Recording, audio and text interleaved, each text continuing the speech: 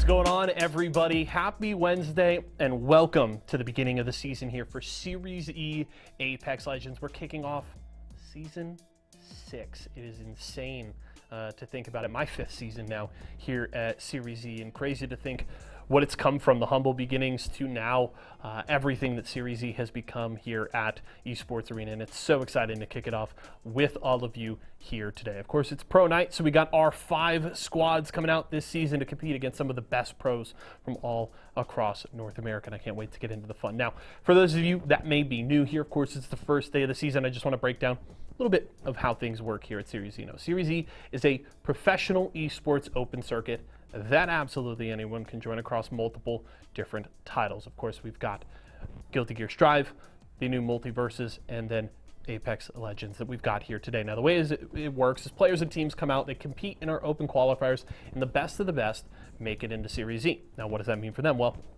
players will get the opportunity to sign a contract. They'll sign with one of our partnered brands. They will earn a monthly salary, and they'll get to compete weekly for points and prize money. In Apex Legends, it's every Wednesday night here against some of the best pros from all across North America. Now, if you and your friends want to get in on the fun, check more information out over at esportsarena.com. Now, as we come back here into the studio, of course, we're looking forward to a brand new season here. We crowned our new champions, Team Nerf. You can see their jersey here behind me today. They will be representing a new brand this season, especially if you saw draft day a couple of weeks ago prior to our Thanksgiving break. 5 squads returning this season. 5 teams that competed last season as well. So a lot of faces that you may recognize. Some with a few roster adjustments. Of course, Nerf, now Team Aegon with a new player. We've seen some big moves with the former Excedrin squad now representing Tyson. All kinds of big storylines within these teams and within the circuit. And of course, some big, fresh faces competing here tonight. So look forward to that, and I'm super excited. We've got 6 games ahead of us tonight, split between World's Edge and Stormpoint, and I've got a couple of very good friends that'll be covering all of the action for you. My friends Adia and T Squared will be bringing you the cast all throughout the night, and I'll be here to break things down in between. We'll be checking out some replays, looking at the leaderboard, and all that fun stuff. But let's not waste any more time. We're ready to kick off a brand new season here of Series E Apex Legends, and it starts right now.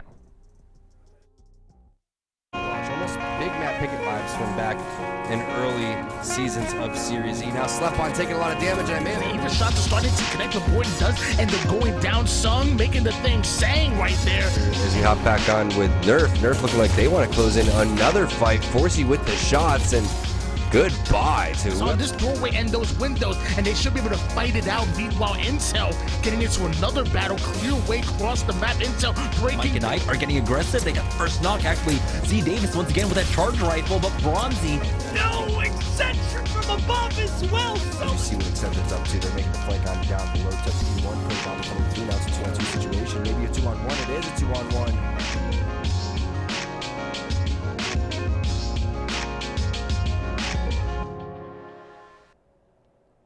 Welcome back, everyone. Welcome back, T Squared, to what is going to be an incredible night because it is the first one of the new season as we break down what is to be Season 6 of Series E. T Squared, I'm excited to make our return once more and to get to see these players, these teams, really, well, change our perception of them as they change, as Yesa was alluding to in the pre-show, the rosters that they represent coming into the season. I'm excited. Another reason I'm excited, Dia, casting with you, and we look like the comfiest duo in all of esports right now. I got the cardigan going on. You got your fuzzy thing going on over there too. I mean, just look at us. Swag on swag on swag. It's so awesome to kick off Series E with you. It's going to be so much fun. It's a stacked lobby. We didn't have our open night yesterday. We got our pro night today. It's going to be the best of the best here. Yeso broke down the changes for us. We had a little bit of a mini update. No one knows what that update was, but we'll find out soon. Yeah, it kind of came out of nowhere for a lot of people, but as a lot of it impacts Catalyst in the new season, I'm figuring that if anyone, CLG will be the people that really capitalize on that, since they are the team that has been running Catalyst. And as I give us a little bit of a teaser for what teams are going to be playing today, it's worth us talking a little bit about how today's going to run down. Because for those of you who may not have watched Series E in the past, first of all, welcome. Second of all, we're going to be playing 6 games today. The first 3 will be on World's Edge, the second 3 on Stormpoint, and we'll be using your standard ALGS scoring system, with first place getting 12 points for their placement, second 9, third 7th. You can read the rest of them, but there's one really important way to get kills that I always like to point out to you, Squared. Do you know how else you can get more points? By winning. By winning with lots of kills. That's the key.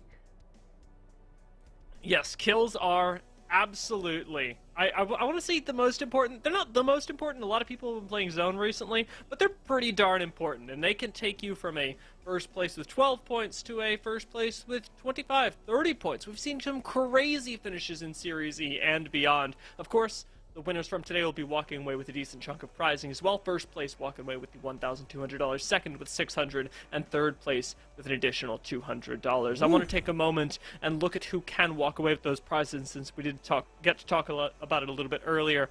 Let's see the rosters competing in today's first pro night of the season. Yeah, and if you're unfamiliar with what type of teams show up here on the pro night, well, get familiar. All of the heavy hitters. TSM. You got Nick Mercs and Tripods in here. The guard is in here. Keon's killed me maybe 3 times in rank today. Not too stoked about that. Tech's been fitting in well with Sentinels.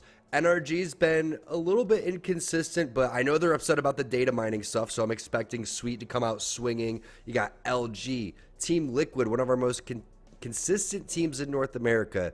G2, chaotic and absolute beast when you have the 3 roller players with Designful and Resulta. FaZe, the return of Snipe Down. DZ coming back on over from Australia to North America with their new coach. PvP, that's going to be fun to watch. Complexity's been playing aggressive. It's got Monsoon on Watson, really fun to watch. CLG always kind of tweaking things and trying to find out what's going to be the meta for them. C9, absolute slayers, 100 Thieves, you know what they're going to be playing, Newcastle and Watson. And then you have our partnered teams, and Yeso touched base on this a little bit earlier. But these are teams that fought through qualifications just like you could to get partnered, to have a salary, to have an opportunity to practice every single week and set the foundation for what's going on in competitive Apex. That's going to be Razor, Mike and Ike, Intel, Tyson, Aegon by AOC. Congratulations to them. And then ESA, a really nasty team. Phony, Capra, and Luda, always got to watch out for them.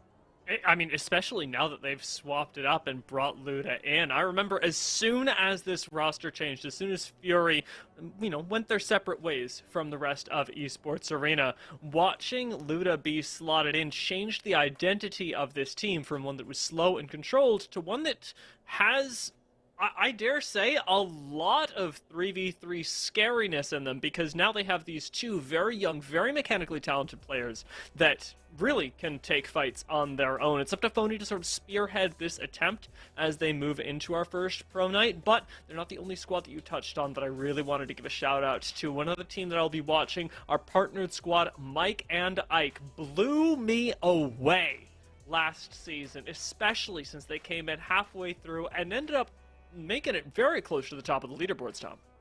And I believe MJ was our season MVP last season for Series Z. Really nasty player. He's going to be playing on Horizon. Definitely someone to continue to look out for. That's a great call, Dia. In terms of our pro teams, who do you have your eye on? Ooh, you know what? You called them out a little bit earlier. Our triple rollers, G2. After their performance in the qualifiers for Oversight yesterday, really impressed me. And NRG right next to them, as much as I can appreciate that they've been inconsistent this season, the fact that they caught 2 wins on this game Sunday for ALGS did not slip past me. Those 2 wins are definitely what's going to be keeping the copium flowing as I move into today's games. I'm going to be watching out for Liquid and Tripods, 2 teams right next to each other. One is, can Liquid remain consistent? And 2, can Tripods continue to kind of climb, right? They started off a little bit slow once they got into the Pro League. They've been fighting their way through. We've seen some great improvements. I've been impressed with Nick Merckx and his communication. A lot of little things, when you listen to Nick Merckx communicate to his team, you don't see a lot of other players do. He says, okay, I hear you. He's giving an input. He's taking input. That goes back to his Gears of War roots. He's a very disciplined player in terms of the way that he streamlines the communication. And I guarantee he's taught Deeds and Gent a lot about how to keep those vibes up high so they never get too down on themselves. I think that's great for them because, hey, they never really had high expectations by anyone else. I'm sure they did for themselves. So I'm looking forward to how they're going to do. Plus, you got the guard right above tripods, and you know they've been killing it in ranked, right? You have Rambo, who was #1 Predator until his Watson took that over, and they've been consistently towards the top as well. Yeah, I mean, the Guard have really impressed me with their zone play. I think this is a very different team from what we saw last split, despite the fact that their roster does remain largely the same. Their actual styles, their communication, their trust have taken a level up, much like I've seen Tripods do this season as well. You were calling it out, but the way that Nick has really managed the communication, the way that those vibes have been kept positive, I think is mirrored in the narrative of the Guard from this season. While we're looking at them, of course, I do have to admit to everyone in the audience, I am a little bit of a Guard fan, so I'm going to be trying to, keep the hype reasonable for them without going crazy whenever they get a one clip somewhere, because it will Caster happen. bias, wow. Yeah, exactly. I have to own up to it beforehand or I'll get called out in the game. CLG, I will say, I'm also a little bit of a fan of, especially because of the way that they differentiate themselves from the rest of the lobby. I am expecting that they will run Catalyst today, but CLG, whether they do or not, are a team that throughout their run through the ALGS has been very prone to experimentation. They want to try new things. They want to switch up their style frequently. And I think that this season, they're getting a lot more value out of it than they did last. It's all right. We won't show it on camera because my camera's not working, but I'm wearing my FaZe boxer briefs, and I know that Yeso loves his C9 pants that he has. So we're all fans here of all of these teams, realistically. I mean, we each get an opportunity to get some ESA swag and throw some jerseys in there. I know I got some of these jerseys that we see on our screen, especially that Intel one that fits me really well. Love those hockey jerseys coming in from ESA. We're getting the players into the lobby here very shortly. We're kicking it off. We got 3 games on World's Edge, 3 games on Storm Point. Let's continue to talk about some more of these teams and what we can expect. Now, we're looking at 100 Thieves, and they're right underneath Tyson, our partnered squad. And that has been a team that, again, has had a lot of success. They've been one of the teams that also is setting the meta with that Newcastle and Watson. Other teams are taking that into consideration, like Complexity. So it's really fun to watch. What exactly is going to be your squad? Are you going to have that Seer, Horizon, Velk? A lot of times you are going to continue to have Velk because you need to get through your rotations in extremely tough spots. But if you're new to Series E Pro Night, expect this to play out very similar to your major tournaments here, because that's exactly what these teams and players are practicing for. They're already trying to get a share of that $2,000. Now, you are going to see a decent amount of fights taking place, but that's not going to happen till usually zone number 4 and 5. Maybe a 50-50 here and there, but typically it's a little bit slow, right? It's like a scrim lobby, but with money on the line. And people will take this extremely seriously in terms of how they're going to go about taking their fights. You got to be methodical. If you are taking a fight, it has to be one that's either secluded or one that you need to fight for positioning. Absolutely. And I mean, one of the things that you're highlighting here that I think is going to go underrated by a lot of other people is that this sort of conservative playstyle, fighting towards zone 4, 5, and beyond, isn't something that even really has been prominent in the pro meta up until recently. We started off last year, we go back 365 days, and we go, yes, this is a very conservative region. North America likes to wait until those final zones and then start to frag out. We get all the way to champs, and suddenly Furia frag out the whole time, and that's the meta for months. And it's just now, T-Squared, that we're starting to pull back a little bit, that you're seeing these teams prioritize zone even more so, and so many of the squads that we see here today, whether we think they're consistent, whether they're making those end games all the time or not, are still going to be going on those early rotates, are going to be prioritizing beacons and trying desperately to put themselves in a good spot for those, like you say, zones 4 and 5. No doubt about it. And there's a lot of layers that happen in terms of Apex strategy. And whether you're new to competitive Apex or accustomed to seeing a lot of these lobbies play out, you're in for an absolute treat, because you're going to see parts of the map that as a casual player, you never really consider a spot that a pro team would go and hold to try to win money, whether it's a little crevice of a building or a rock that you just hold and just fight your way through that positioning, or maybe a little gulch or a gully inside of the map too. These players think a little bit differently. You're going to learn a lot. You're going to see some great shots. There's going to be great communication across the board. Got some legends in the chat as well. What's up, Kimchi Lee? I also saw a question asking, is Panders playing with Sentinels? Is that a typo or it's real? We'll get confirmation, but most likely what's happening is Panders is filling in for a player on Sentinels that can't be here today, and that's most likely what is happening. We're getting game one started here very shortly, so we're about to find out. Now, in terms of other teams, especially our partnered teams, another team to look out for that kind of struggled to keep their spot that I want to have an eye on for a different reason is Team Intel. Now, these are great players. When you get them together, they really shine, but they seem to slow down a little bit and just barely hold on to their spot, Dia. It's true, and I'll be honest, I've been following Team Intel for a while. Before these three players were grouped up under this name, they were playing under another, Gas Station Gaming, and at the time, I remember thinking, Gas Station Gaming, we're sitting here in what was, at the time, Tier 2 Apex Legends, so they weren't quite here on the Pro Nights yet. They were working on themselves, and throughout the course of last split, when we got to see this team picked up and really move into these more, I want to say, high-pressure, high-skill lobbies, we got to see them really take a step up in terms of what it meant to play against these really well-paced teams. I'm hoping that journey's continued going into this split. We'll find out. We're going to take a short break, make sure that we get all our players into the lobby, and then we'll be right back.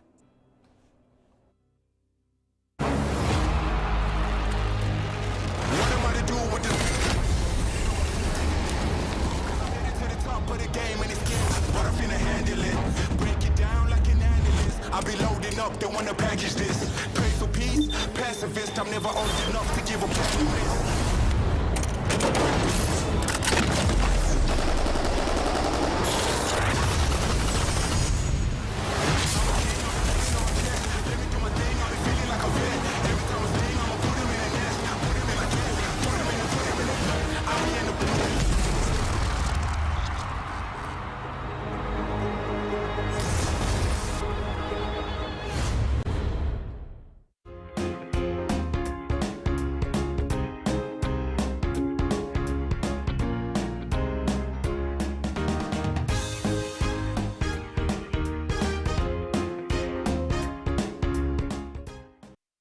When the chicken is this crispy and this tasty, it doesn't matter what else is for dinner. Tyson crispy strips are so delicious, they'll be your favorite part of every meal. More crispy chicken, more family faves, more to love. Tyson.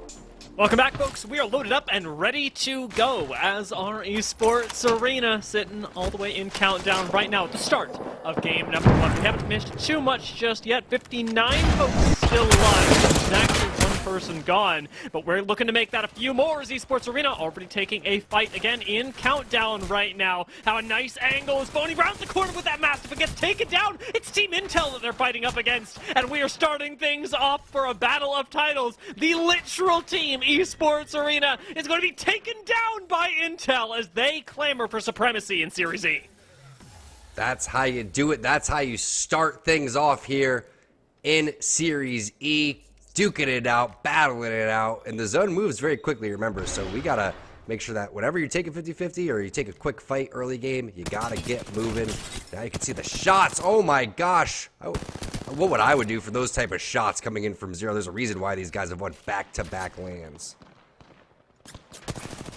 Amazed that they haven't actually found a knock just yet. Dark Zero arriving at what looked like the perfect time for a third party, but weren't quite able to finish the kills just yet. Now Zero's eating shots right back, and despite the fact the 301 rings true throughout the lobby, it still doesn't find a knock, and Dark Zero are going to play this one a little bit more passively, sitting back here and making sure that, yes, while they're playing aggressive, while they're looking for these third parties, they're not overextending, especially onto the low ground and countdown. Really nice play from Intel to be able to keep themselves safe, especially when now we consider that both squads are going to have to move to the south. It's a big rotation for all of these teams. Team Liquid, Intel, DZ, 100 Thieves, always making their move. One of my favorite teams to go and watch, I know a lot of other favorite teams, TSM. They always have an interesting play style no matter what, and they're just big chilling on top of here. What a great combination of weapons for this type of situation here for Verholst. Now, I know that a lot of people have been talking about it recently, but Tom, I value your opinion, and I want to hear a little bit about, holy lord, about your take on the reps playing with Fuse. I can't believe this is happening. What is going on right now? He must be DC'd. I think he's data mining how to shoot the 30-30 from across the map because that was ridiculous. I don't know what that was. He could have been DC'd, could have been some sort of issue. He's going to drop the 30-30 for the charge rifle, which is a great gun in these type of situations. Just look at how nasty Verholst is. The dude doesn't miss whether you're moving, whether you're not moving. It doesn't really matter. There's no hiding from this man. All right, he finally missed just a little bit. Just a little. He's still got the little bit of 9 damage. It looks like NRG are still suffering the push from Verholst at that long range as Nathan has gone down to the guard who were rotating from Harvester. C9 on a late rotation of their own. The trademark C9 move are now going to get taken down to just the one member, Zach, still alive for the moment. Playing things safe, dropping around that corner one more time with a 301 to take out Tripods, leaving C9 the sole victors in Overlook. It's a nice early 3v3 for them and exactly what this roster looks for. And all of a sudden, TSM is getting the business from Slurp. He gets 2 knocks right there onto Reps, onto Hal. Now Verholst, last player alive over here. I don't know how that happened. There's just so much action. Look at all the fights that are taking place. Multiple third parties. CLG is involved. Guards getting in onto Razor. Everybody is fighting and duking it out right now. Good early kill points from TSM, but I guarantee they would trade those kill points to get their members back into this one. CLG with an unorthodox composition. Remember, we're talking about metas. Hello to Loba and Maggie. Mamba busting it out. You don't really see Maggie much in competitive play. Loba's been a staple in certain situations. Demi doesn't need a backpack, apparently. You know, you got the Loba ult there. Why go for the backpack when you could just go, you know, lightweight with Valkyrie? Doesn't weigh you down via, you know, you can easily fly around. Good 57 connect on the blue, but he gets out damaged, and they're just not in a really good spot in terms of resources right now. They may need to slow things down until it's time for another black market. It's a really weird position for them to be in, especially with FaZe, who, like we illustrated, just took out 2 members of TSM moments ago. This is a squad that can push fast, that can finish you off quickly, and you should know that there's a crypto above you to be able to deal that extra bit of entry damage and slow to make things even better should FaZe choose to take that isolated 3v3. You'll notice, however, both of these squads not running Seer, which actually gives TSM the best chance of survival in a situation like this. Not running Seer. Who do they think they are? I love watching this FaZe roster play on Crypto, though. Sending in 2 controller players, it just makes sense to go and do your dirty work. I like where Albrelli's head is at throughout all of this. May want to consider doing an armor swap here if you're sniped down with Albrelli, though, because if you're the one going in and maybe consistently fighting, then you may need to have the better armor in this type of situation. But you can see only 31 away from blue, and that's what you're really looking for if you're sniped down. And he's like, why won't these fences go down? That's the life of a controller player there on Watson. Oh my god, there we go. Finally, the pieces get connected, and a little bit of serotonin is given to our boy Snipe Down, who, as you talked about, is looking not worse for wear since he's been having white shields the whole time, but definitely not as confident as his compatriots should they have to push out. The fortunate thing about FaZe's positioning is that this building should be pretty safe until at least that zone 4 or 5 that you've talked about, and that is where they can swap off of other death boxes around them as well. You'll notice that with the Crypto, they've got easy access to scanning the beacon just off to the north of them here in Lava Siphon, and FaZe's position should age really well since there are limited ways to enter this building. And honestly, if I'm any other squad looking at all these Watson fences here in the Crypto drone inside, I'm absolutely not pushing it if I have any other choice.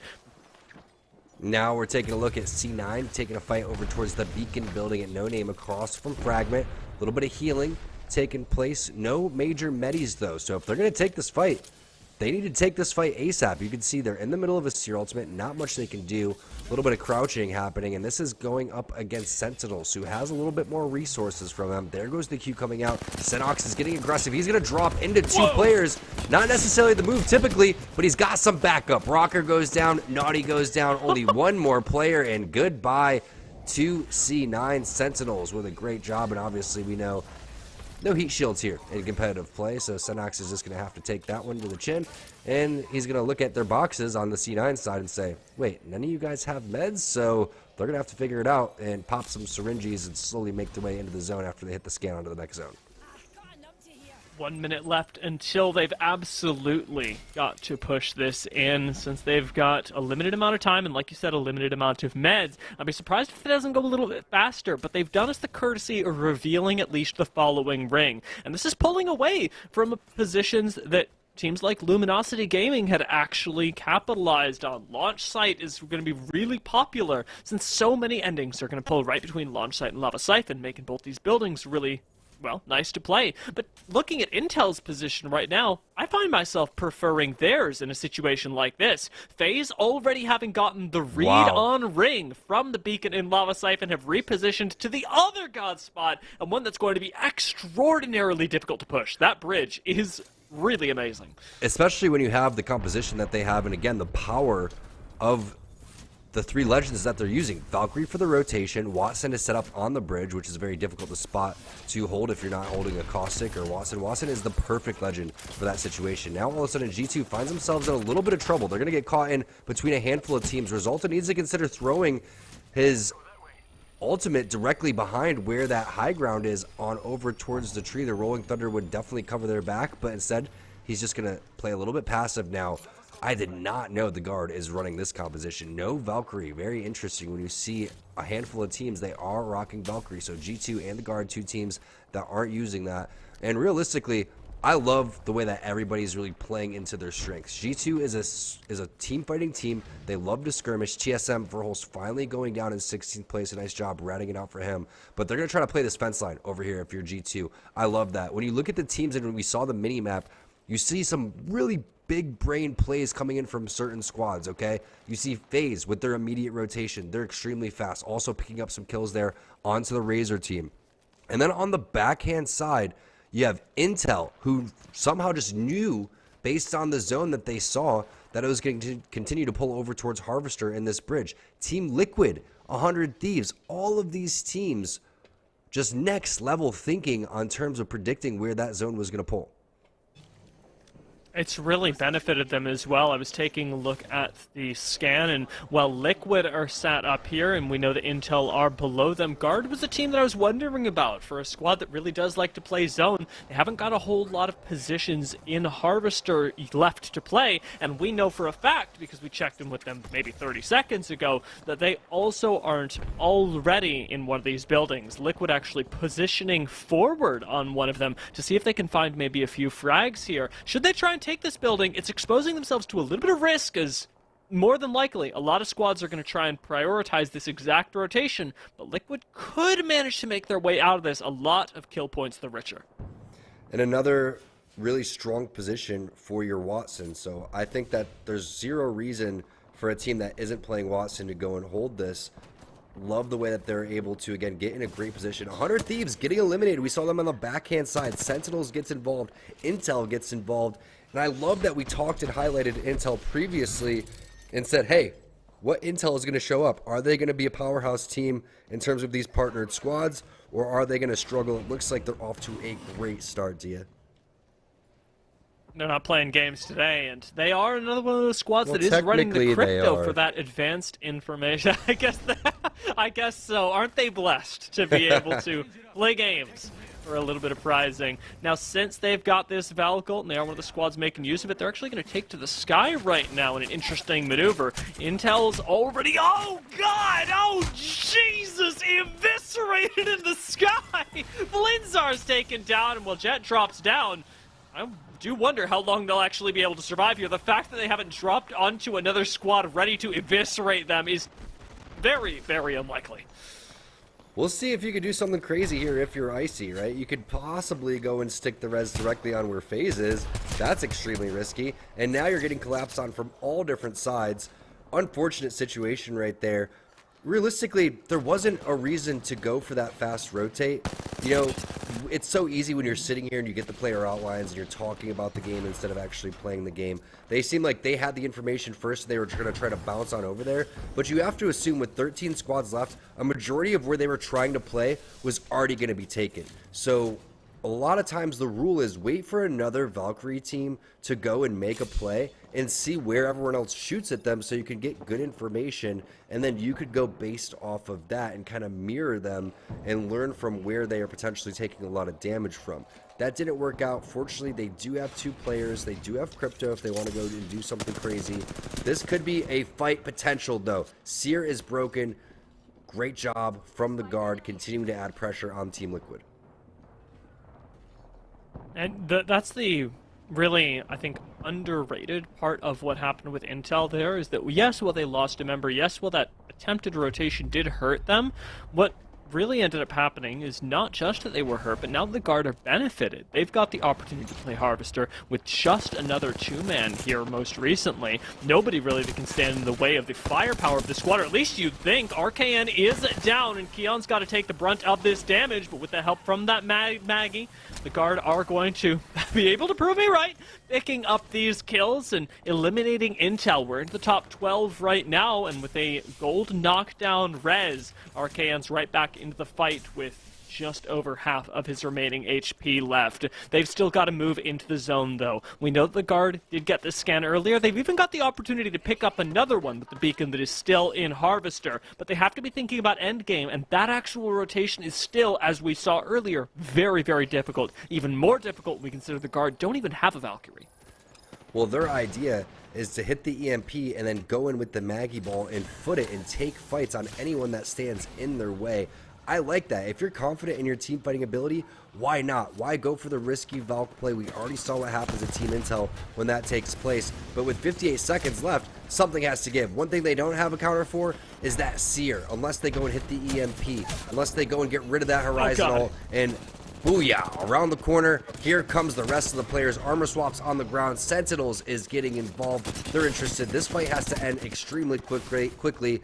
Great shots there from Tech. He's your kill leader. He's also going to be in a good spot to potentially res his teammate after he heals up. That should be enough time to hit the Phoenix kit, figure out how they're going to go and rotate, where their Skyward Dive is going to go, and now we're down to our final 10 squads. Sentinels get involved from every angle as well. With the elimination of Dark Zero, these kill points mean a lot for Sentinels, and it was miraculous the way they ended up picking this up. I know we talked a little bit about Panders earlier. That sub-in really coming in clutch when you have a Valkyrie who's basically a turret that you can just summon behind the enemy team. Now we've got Team Aegon on the inside of Lava Siphon. Without the interior of this building being in zone, they would really like to take out the squad underneath them, and the opening serial, well, it provides them an offensive advantage, isn't being used to the fullest right now. They're trying to figure out what they're going to do with this team down below that will not get off of Caustic. I mean, who still uses Caustic and Gibby nowadays? Well, it's LG. This was a 48.6% rate at your World Championships just in July. It hasn't been that long, but it's really fallen out of style. We're down to a 5% pick rate just off of what we're seeing today. This is the only team running this current 3 legend meta. It's going to be exciting to see what LG is going to have to do with turns in squad directly above them. Complexity getting dropped. That's FaZe still involved. I believe FaZe may have lost out on a player. They could have gotten the res. I'd like to keep tabs on what they're doing. All 3 players alive. Albrele looking nasty with the Scout Mastiff combo. They have the scan on towards these players over towards the side. That should be Team Liquid still, and it is. Fun getting dropped. The shots from Snipe Down just so clean. EMP flying in. It's going to slow them down temporarily, but the job's done. The knock's already happened. They've learned this from the past to run through. I like that play. I think that you do continue to run through that Thermite. Albrele is going to come in second, and he's going to have to clean everything up, but it's just a little bit too late. FaZe goes down. Liquid goes down. Sentinels with the third party. Maybe they bit off a little bit more than they could chew, and those Thermites were putting in serious work. The 5th party coming in. G2 looking like they're interested. Designful on his patented Bloodhound with his wingman is just spraying down the opponents. Full data on this 3v2 as well. It comes down to the wire, though, as Xenox has fallen, but G2 still have to take a moment to reset and still have to pull off this res as well. Though they're in the top 6, G2 are far from out of the woods. They are on the low ground, and while they have an immense amount of loot, while they have 3 players remaining, this literal uphill battle could cost them their lives, depending on how many other squads rotate over. Though the other thing that we know is that teams like Luminosity are making movement They're impossible taking too long to in loot. Lava Siphon. Guys, they need the heal. Actually, get out of the box. This is 3 controller players if you've ever seen it, Dia. I mean, we could make a lot of jokes about that, but we'll let them slide because they played that so cleanly. But it's time to move. The medkits are happening. They made it underneath the bridge, and a sigh of relief for all of G2 fans. I was worried that they were going to get kept in this exact spot that they were trying to hold, but they must have had information on over towards the side, and now it looks like they have control of this platform and all of the action directly in front of them. Tyson going down means that we're into the top 5. A few more placement points for everyone still interested, still looking for them. As G2, we're looking for kill points more than anything. We have a squad elimination. Aegon by AOC are out, and now that you've got to exit that RV, G2 may have overextended for it. Chaotic goes for those kills and instead gets taken down to just 25 HP left, needing to pop back and heal up. No more meds available for G2. This is what they've got until they wipe another squad, and while it looks like plenty for now, their war of attrition is going to be very long range, trying to find a little bit of damage onto Mamba. G2 reveal their position and are able to take up space with CLG so spread out in this ring. G2 are taking command. This is the power spot, and you can see exactly what the thought process is try to eliminate these players directly in front of them. MJ, I think, was a solo on Mike and Ike and was able to make a move and pick up some kills along the way, basically griefing LG's game now. Members from CLG were falling as well, so this is all G2. If they want to take advantage of the situation, they have the numbers advantage. Nano still healing up on the low ground, does not get hit by that 301, and it could be the turning point for CLG since G2 are split right now. One good pick on Resulta would change everything, but he's doing so well to play with Chaotic, not overextend, and let G2 group up again and take this high ground. We know for a fact that on the low ground, Luminosity Gaming are crippled. G2 know it as well. There's only one squad that really stands in their way, and in order to take this game win, they have to eliminate CLG standing before them. Yeah, no doubt about it. It's going to be a battery coming in from Designful. Even though it needed to hit a cell, that's just how much resources they have right now. And the best part is, Dia, he has the Beast of the Hunt, so we could hit an easy scan right now and then wait just a little bit longer, probably about 5 seconds before he goes and pops that Beast of the Hunt, and that should last the entirety of this zone, which is going to force these two teams to fight. Somebody's going to have to play for second here, and CLG don't really appear to want to try and push up to the high ground for first. Luminosity is looking really tempting right now. That Caustic, probably the only thing keeping them from being insta-pushed. And while G2 start to monitor the situation, it might be worth them considering wrapping around on Luminosity. Out goes the Wrecking Ball. Everyone has their eyes on this cross-section. CLG try and send it across. They don't get knocked on the way. Instead, they are all over Luminosity Gaming. CLG have made the decision to play for second, and already they've taken out Luminosity as G2 come in from above. The gain is all but wrapped as the car rings through the lava siphon area. It will be G2 that pick up that win, but a great endgame play by all three teams. And the improvements from G2, it took a little bit of time for Chaotic to kind of fit in. They were doing great in ranked for quite some time. We saw that throughout the Kings Canyon split, but they were kind of struggling when it came to tournament play. This is the G2 that they had when Gentrifying is on the squad. This may even be a better G2 team. That is textbook G2 winning right there. Coming through, slow playing out of the thermal station side. Third party after third party. No one realistically knows where they are until they're in your face. All three with those controllers putting in some serious damage. I love the patience there from G2. They easily could have got a little bit hyper aggressive. There was a scary moment coming in from Chaotic, but they kept their cool. Great timing of the Beast of the Hunt, and you put a great point in there, Dia, is that eventually one of these teams is going to have to play for second. CLG recognizing that, they said, hey, let's go after LG. There's just too much positioning on the G2 side. Yeah, and I mean, G2 did really well to keep that under control as well. They've got a lot more discipline than we've seen in the past, and this could be the new era of G2. For a little bit more on that, though, let's hear from Yeso. Big win there from G2 to kick off our first day of the season. And great point there, honestly, made by Tom. The adjustments for this team, of course, Gentrifying, stepping away from the roster, of course, now playing with tripods and bringing in Chaotic into this team. And I think Tom hit the nail on the head there. It really feels like they found that piece that allows them to continue to play the style that made this roster so successful in its previous iteration. And it seems like, yes, while it did take them a little while to get Chaotic on board and figure out kind of those adjustments and settle in with this new iteration of the roster, they have gone right back to the way that they played before, and it looked really good in this game. And just such a wonderful job in that final circle as well of maintaining pressure on both sides, on LG and CLG, and just ensuring that nobody made that decision to push onto them. They very much set themselves apart as, hey, we have the God spot. We are the strongest team right now in this circle. You two are going to have to figure it out, and then we're going to come in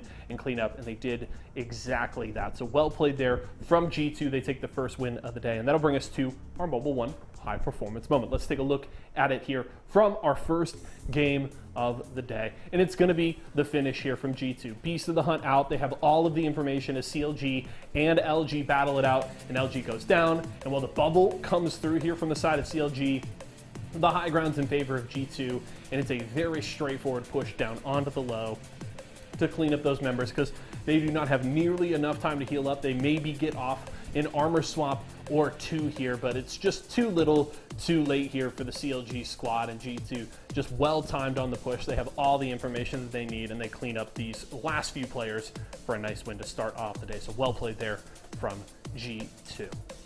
Let's jump right into our Mobile One leaderboard out of that Mobile One high performance moment. See where all of these teams stand after one game. No surprise, G2 at the top, followed right by CLG. FaZe with a solid start to the game. Some pretty good KP because they went out if memory serves, around 7th or 8th place. So they got some good KP in this one, and we got a couple of good looks at Sentinels playing aggressively, them pushing onto the guard there on that southern side of Harvester and cleaning some kills up there. They, of course, were one of the teams pushing into those late third parties that G2 eventually showed up to. So Sentinels with Tech, of course, subbing in their coach.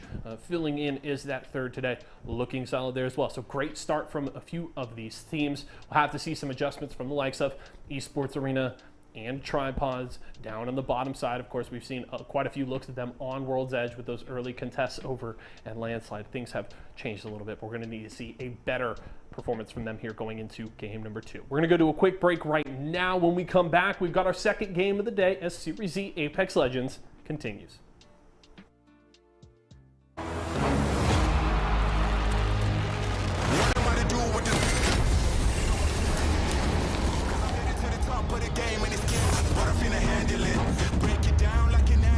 I be loading up, they wanna package this. Pray for peace, pacifist, I'm never old enough to give a promise.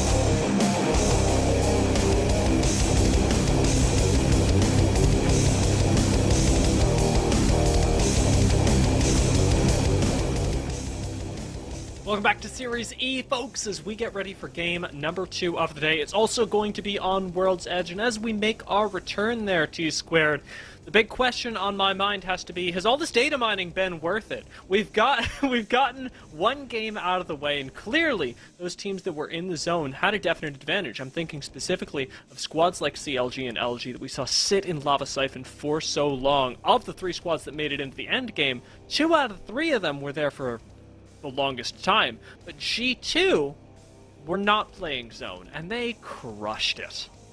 Well, we also know that Designful made a tweet about data mining into his controller too. So that could be something we got to look out for now. It's the 50-50 happening. And ESA looks like they are going to lose out again to Intel. What a job from Intel. Jet coming in with the full shields. Is this a replay? No, this is a full-blown fight. It is a replay. Okay, sorry. Oh my gosh. I thought we were in the game. Again, seeing the same exact thing over again. Okay. Well, all right. Well, it is a replay. I would absolutely believe it. Because the likelihood is that that exact 50-50 is going to play out again. And C9 are absolutely going to do that again. I think that what we got to see in game number 1 was this really nice trademark of styles from a lot of our teams. Those that wanted to play Zone got access to it really early with the central one by Lava Siphon. Those that wanted to play Edge had their time in the sun as well. As the Guard did, however, get denied that zone, as I noted a little bit earlier on. They ended up suffering in what seemed like this mass exodus from Harvester that claimed 6, 7, 8, 9 lives on the way there. I'm just looking at the chat waiting for them to laugh at me for when the whole replay ended up going down. But this was an insane moment right here where Intel really set off like this domino effect of fighting over towards the Snake side. And it was a really interesting kind of methodical way to watch how all of these teams go and play this zone.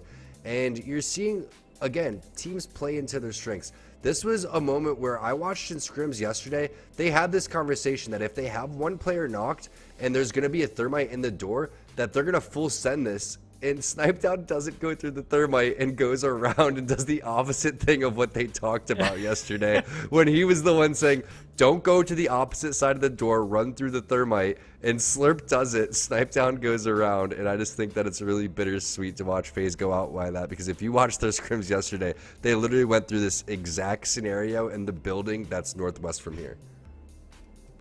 Yeah, it is quite funny to watch it play out. And in the moment, obviously, you know, plans are going to change. But looking back on it and how they've prepared for this, I mean, FaZe did do really well in the mid game, and their team play was on point until right here. And it was this low ground that claimed so many teams. We saw Sentinels try and go through there as well. That didn't work out. And with Team Liquid trying to make their exodus as well, it just got really impossible for squads to actually relocate themselves. Despite the fact that so many of these teams had really good positions, it was G2 that just arrived later than everyone else that really ended up having the best time. On the opposite side of this, I kept imagining that we'd see CLG opting into the fight around the edge, but they made a very definite decision to move center of Lava Siphon, using that train tunnel for a little bit of flexibility. And though it isn't a god spot, though it isn't a building that's super easy to defend, you see the value of that train tunnel in the way that it was played right there, because CLG didn't have to go through this meat grinder that was occurring just off to their west, instead getting to sit and chill in zone watching everybody else try and move from Lava Siphon. There's your leaderboard right there, powered by Mobile One. You can see G2 again sitting in first place, but I think that play that you're talking about, Dia, is so important for CLG because look what it rewarded for them, right? They got the extra 2 kill points plus the extra points from the placement, and that is phenomenal for them.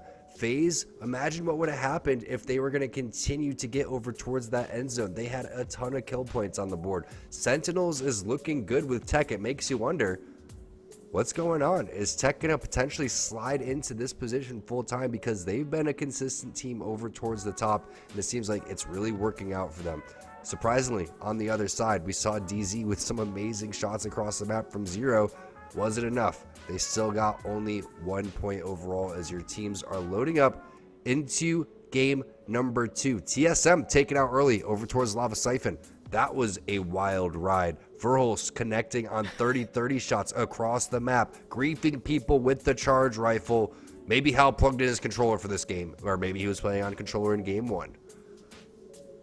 Yeah, I'm hoping that they get the chance to really give us a fight this time around, because last time, like you talked about, we saw the highs of TSM and the lows of TSM, and absolutely nothing in between. It was, TSM are fighting, they're poking at long range, somebody else is fighting, let's take a look at that, and all of a sudden TSM are down to 1 member, and really not getting to see the way that played out. The only thing that we know for certain is that it was FaZe that did it to him. And for a roster that, like you said, placed really well, they were clearly really good about finding kill points, about taking 3v3s, and that's what this roster got a lot of people excited for at the very start of the season. At their inception, before they were even officially signed to FaZe, it was this ability to go, to push, to take fights, and to use their incredible mechanical skill to their advantage as much as possible. FaZe really did that well last game, and they've been doing it well throughout the past week. Let's hope they can replicate it in game number 2. Much like we hope that G2 can give us a little something to remember them by again, as we are dropping in for what I'm hoping will be a little bit of a different way of playing things out. We went Central Zone last time. What are we doing this time? Well, they're getting a purple armor, that's for sure. The rich get richer after their game 1 win. They're going to be getting some pretty decent loot up here to start. The 30-30 always going to be a wise choice for the long range. Results even playing so safe that he's smoking in the area where no one's at, just across the area. That's how you do it if you're G2. You spread out on over towards the thermal station. You take your time looting. Speaking of replicator, they have the replicator over towards thermal station. They're going to be sitting pretty. And we know how crowded this northwest side of the map ends up getting.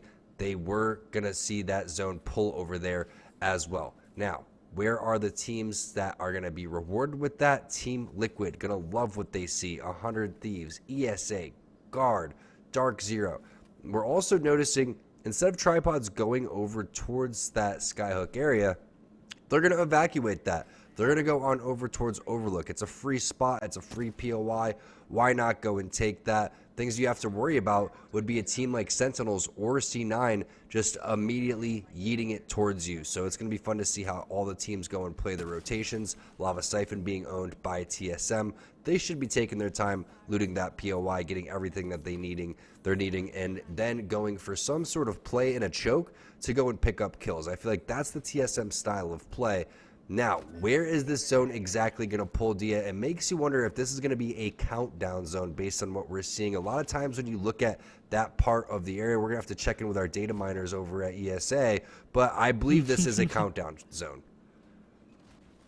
It's certainly looking like it, and I'd be very surprised if we don't see teams like the Guard try and lock down an area of countdown really quickly because of the flexibility that it still gives you into the end game as well. Guard actually making a hasty escape as they did try and do that, encountered some unexpected resistance, now having to push their way back out towards the landslide area where they began. Now, we've got a team that's going to be approaching from the south, and I wanted to bring them up, but I'm going to have to hold the point for just a second as the Guard's fight actually continues. Cyril being tossed out onto the Guard as well, with Keon getting fried from above. He does have that Arc Star at his back, still waiting on the bracelet cooldown, and cannot play this safe just yet. No, there's another team showing up, and CLG are going to be the ones to collect this first kill on the Guard. Keon is down, and down for good, as no one is retrieving that banner. And he had to use his bracelet to get out of there, and you can see there was 10 seconds on it while the grenades were still coming over there, and they're just sitting pretty over towards the high ground of this landslide area, hitting replicators.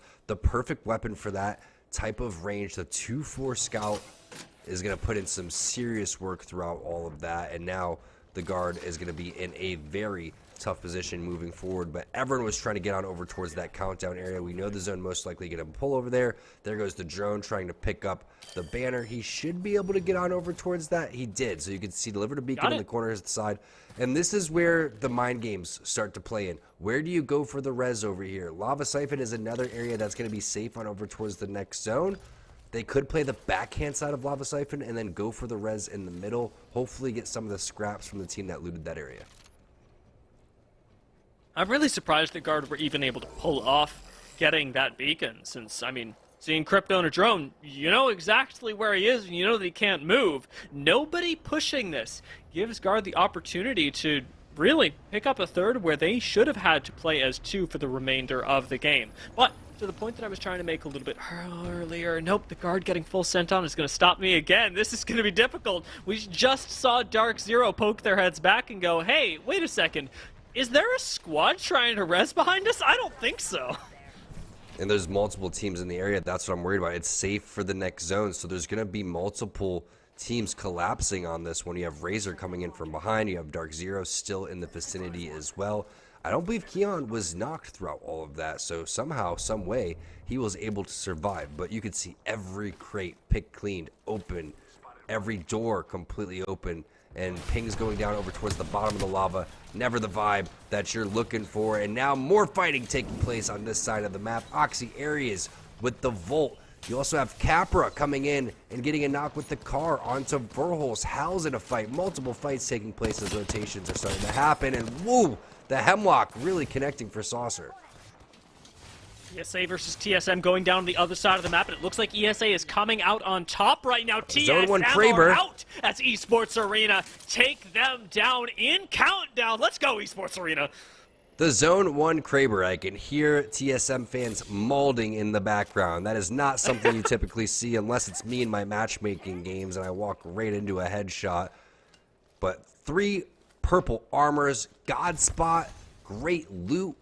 This is a godsend for ESA. We saw the replay that happened. They were taken out early by Team Intel, and now they are sitting pretty and hopefully picking up some more kill points along the way. Now, here's what you think, Dia. You go, okay, is this shot really worth taking? Would I be able to get the kill throughout all of this?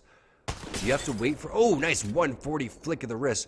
Or do you say, hey, let me just use all of the ammo here. I'm 180 away from getting a red Evo shield, and we're talking about round 1 just now closing. And Capra's leveled this up almost entirely on their own. Already 1,000 damage for Capra is insane to think about when there's only been one squad in the entire lobby that's fully eliminated. It was Esports Arena that did it to him. Speaking of that, of course, the guards still alive somehow from their fight over in Lava Fisher, and then we didn't get to see the end of that and how it played out. The fact is that they're still running around with very little loot, a lot of squads on their tail that must know where they are. The very fact that they are still in this game is impressive enough for now to keep them in the running. You would have noticed at the same time that just off to the north of Lava Fisher, we did have a different squad. NRG, due to some internet issues, had stepped out from the tournament today, and we've got FA in to sub for them, and already have done a applaudable, I think is what I'm going to go with, job trying to gatekeep folks over here in Lava Fisher. They're continuing to do so and getting that data on what I imagine to be the guards sitting right next door to them. A lot of great points right there, Dia, and I think that one of the most surprising things would be the 2 things that you mentioned. Capra with 1,100 damage. Absolutely ridiculous. And now you're also going to see some good plays onto that interception pylon through the wall from the Maggie player, which could be Rambo, as they're trying to maybe consider push inside of the space for FA. Maggie's just so good into Watson for exactly that reason.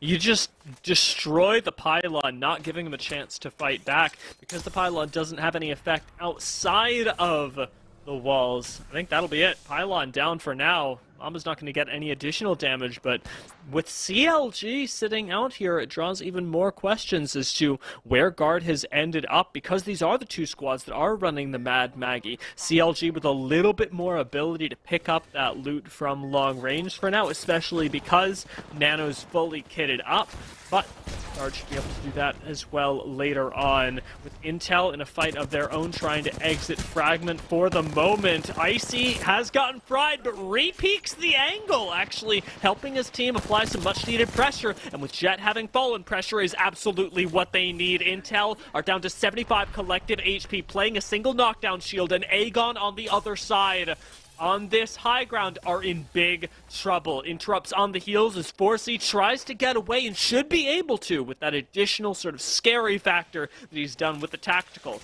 But Aegon are unlikely to be able to make it too far in this game, as there's a lot of open ground between Forsey and the rest of the lobby. Yeah, tons of open ground over here, and they don't have that crypto like we saw the guard coming through. And hello, one of the crates that they open is going to have a purple armor in it. So a little bit bittersweet there as Intel continues to show that they are not messing around. Skyward dive taking place here for LG. They're going to try to find some open ground over towards the landslide area. We've already seen a lot of action happening over here, particularly CLG picking up that early kill. And now pings are going down on players having to cross on over towards the open. That is a ballsy crafting spot by whoever that player is. They're going to go and try to get on over towards that sniper ledge. But again, the power of Caustic and the utility. Barrels on each side. You don't have to be too worried about teams pushing up over here. This is a spot where you're trying to do some gatekeeping for anyone that's going to cross the line. And that was MJ making his way down there, picking up some materials. Designful in the kill feed. We're wondering what's going on with guard. Well, G2 is on top of them. The R301 from Chaotic, the wingman coming in from Designful, and they are in a great position. Doesn't look like we'll be wondering for too much longer either. Just one member left, it seems, as G2 are able to clean them all up, taking out RKN. It's actually FaZe that deal that final blow.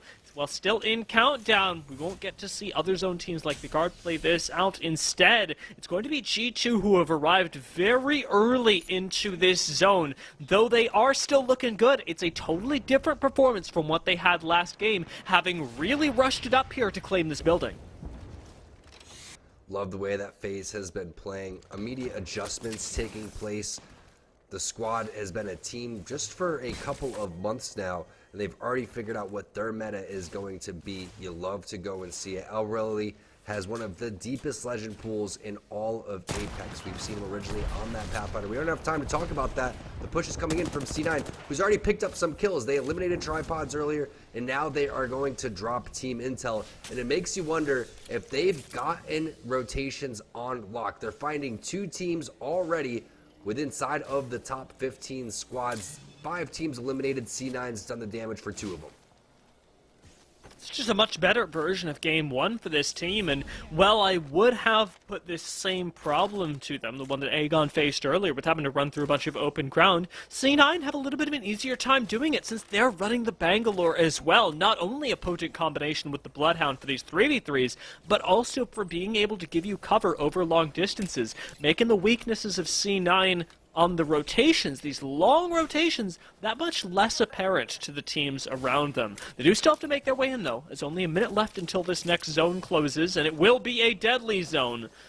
Is going to eventually start pushing them forward. A lot of ground to cover before countdown as well, but some teams that we already know stand in between them, like Mike and Ike up on that high ground, could be ripe for the picking. Ripe for the picking for sure. Maybe going to make some new Mike and Ike flavors out of what they pick over here as they're trying to find some kills.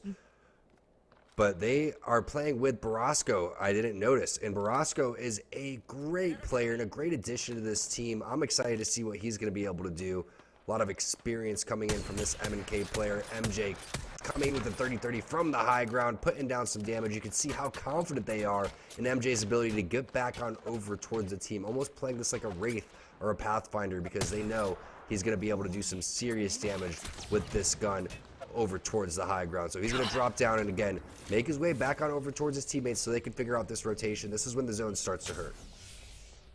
There were 3 different squads looking at MJ there, and the very fact that he's alive is honestly enough for me. As C9 have moved right on past Mike and Ike, they are taking a little bit of a long rotation, one that'll put them up towards Skyhook, but also hopefully a position that no one else has prioritized as they arrive, though. Take a look, and there's another squad that's had this exact same game plan. Rocker down to maybe 10 health, maybe even a little bit less. It's going to get full sent. These missiles surely finding the knock, but as Tech is knocked on the other side, it's going to be up to ultimately Sentinels to find another good angle onto the high ground where they're already being sent on. Senox immediately having to go on the defensive with the Arc Star right on him with the zone closing in. Both these squads surely must die. Sentinels are being chewed through by the zone, and C9 are trying desperately to rotate ahead of them. Senox is going to finally jump down to the low ground, but already the zone is much too far away. Sentinels are surely out, and C9, naughty, the last one,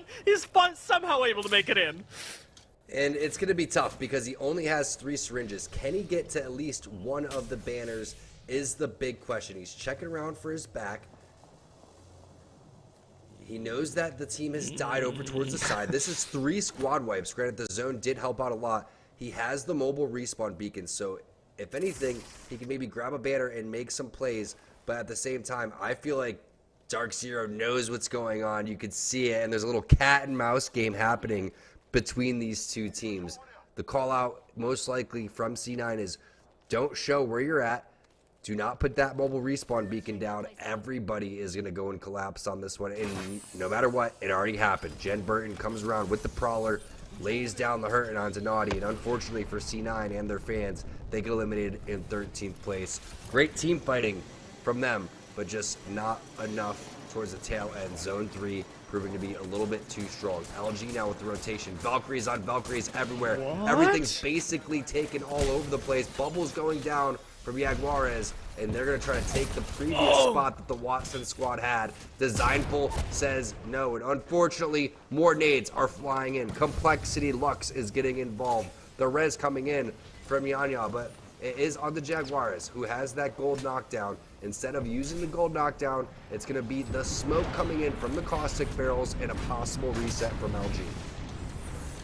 I can't believe that they got this off in time, and honestly, props to them for using the best parts of the defensive composition. The bubble didn't quite make it in, but what ultimately let Luminosity play this safe, get these resets, is the caustic gas that was thrown out immediately after. Now, from this low ground, they might even be able to find some kills as Arcstar goes out, but Jaguars gets taken down from What a behind. psycho. Luminosity with now no defense have been full sent on by Complexity from behind, and it is disaster for Luminosity, as after they had positioned so well, they will get to proceed no further in this game. What a psycho push there from Complexity. They smelt weakness, they felt it, and then immediately they collapsed onto LG. LG got a little bit preoccupied with the teams that were on over towards the side. Next thing you know, finger roll grenade into an explosion for the Call squad. That is how you play Apex to a T.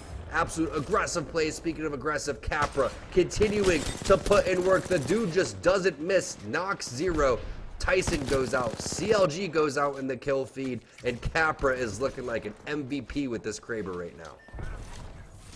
Already moving up to 1600, might be able to give us the 2K on the day, but with the Kraber having no shots left, it is time for a quick swap, making Esports Arena extraordinarily short range with the combination of the car and the alternator. They can still get up in your face now, maybe even more effectively than before though, as Capra does find a little bit of extra damage. Luminosity finally being taken out, just the formality of that one being finalized with 8 teams left in Esports Arena still holding some part of Countdown. Taking a look at this ring though, it's one that you called out earlier, Team Liquid would have likely expected, sitting right up to the north of Countdown, right next to Trials. They've got to play underneath the Ravens. Somebody's doing it. This is the god spot for Team Liquid. They have the Watson fences down. They have the interception pylon stuck in the perfect position right there in between those rocks. Nobody can shoot that. Also, Fun's going to use it as a little parkour action. He's going to toss the Q out to try to get some scans on the players down below. And he's able to reveal at least 2 players and their shields. So a lot of little mind games happening here for Team Liquid as they're owning so much of the real estate on the backhand side of this zone. And you can see where that zone's collapsing from. All that open area behind them is what they're worried about. So they're going to try to keep all of that action in front of them, make sure nobody does a crazy Valkyrie rotation, and show the presence with the Watson. That's huge. T-Squared, you know this better than anyone, but in Apex, so often you sit around, you try and find yourself some loot, things go slow for such a long time, and then suddenly it's time to execute at 100. And that's what it is for Team Liquid right now. Though they've sat in this perfect spot, now they have to execute, and they have to execute in the face of so many teams that want their exact position. G2 pushing up from the low ground, do take that damage from Team Liquid, aren't finished off yet. Instead, Soul pushes up and gets knocked for it. Liquid trying to capitalize on momentary weakness from G2, have now lost 2 members instead, and though they get these kills, is it going to be in time? Resets coming in very quickly from Sykes as Esports Arena take a totally different fight on the other end of the map. FaZe go down in the meanwhile, and Capra now gets to shoot down, finding some knocks onto Complexity. Just the 1 member left standing from Complexity sitting inside these knockdown shields should not be enough. Capra and Phony shoot through him, and into the top 3 squads they go. Esports Arena having made it with just 2 members. Now, they're going to check to see if they can potentially third-party this, maybe even go for a mobile respawn, but there's not enough time. They're going to back off, hit the Q. Team Liquid was able to reset. You can see Razor's weak on over towards the side. Phony's going to take a huge angle and huge spray just a sliver of HP for these two players. The respawn should be able to come down. That's going to be potentially more kills for Team Liquid, or is it going to be ESA having a dream game? Capra just popping off at the exact moment that they need him, and unfortunately it's fun with the wingman. The mobile respawn doesn't go down at the right spot. Razor somehow survives with a sliver of HP, and there's the full send from Team Liquid. Two players were knocked, they clutched it out against G2, and now they have an easy 3 versus 2 going up against Team Razor, and it should be all she wrote. Luda gets back into the game, so there is still a solo on that side, but this is a position that Team Liquid's been waiting for the entire endgame. Luda might be able to pick up some guns here, but it would have to be a heroic effort to unseat Team Liquid. We talked about them needing to perform at the right time and having sniffed out white shields. They know exactly what's going on. Luda's playing a little bit of hide and seek, and it's time for the punching ring to come in for our very last circle as Team Liquid collect their rewards for excellent gameplay, for great zone prediction, and a well-earned game number 2.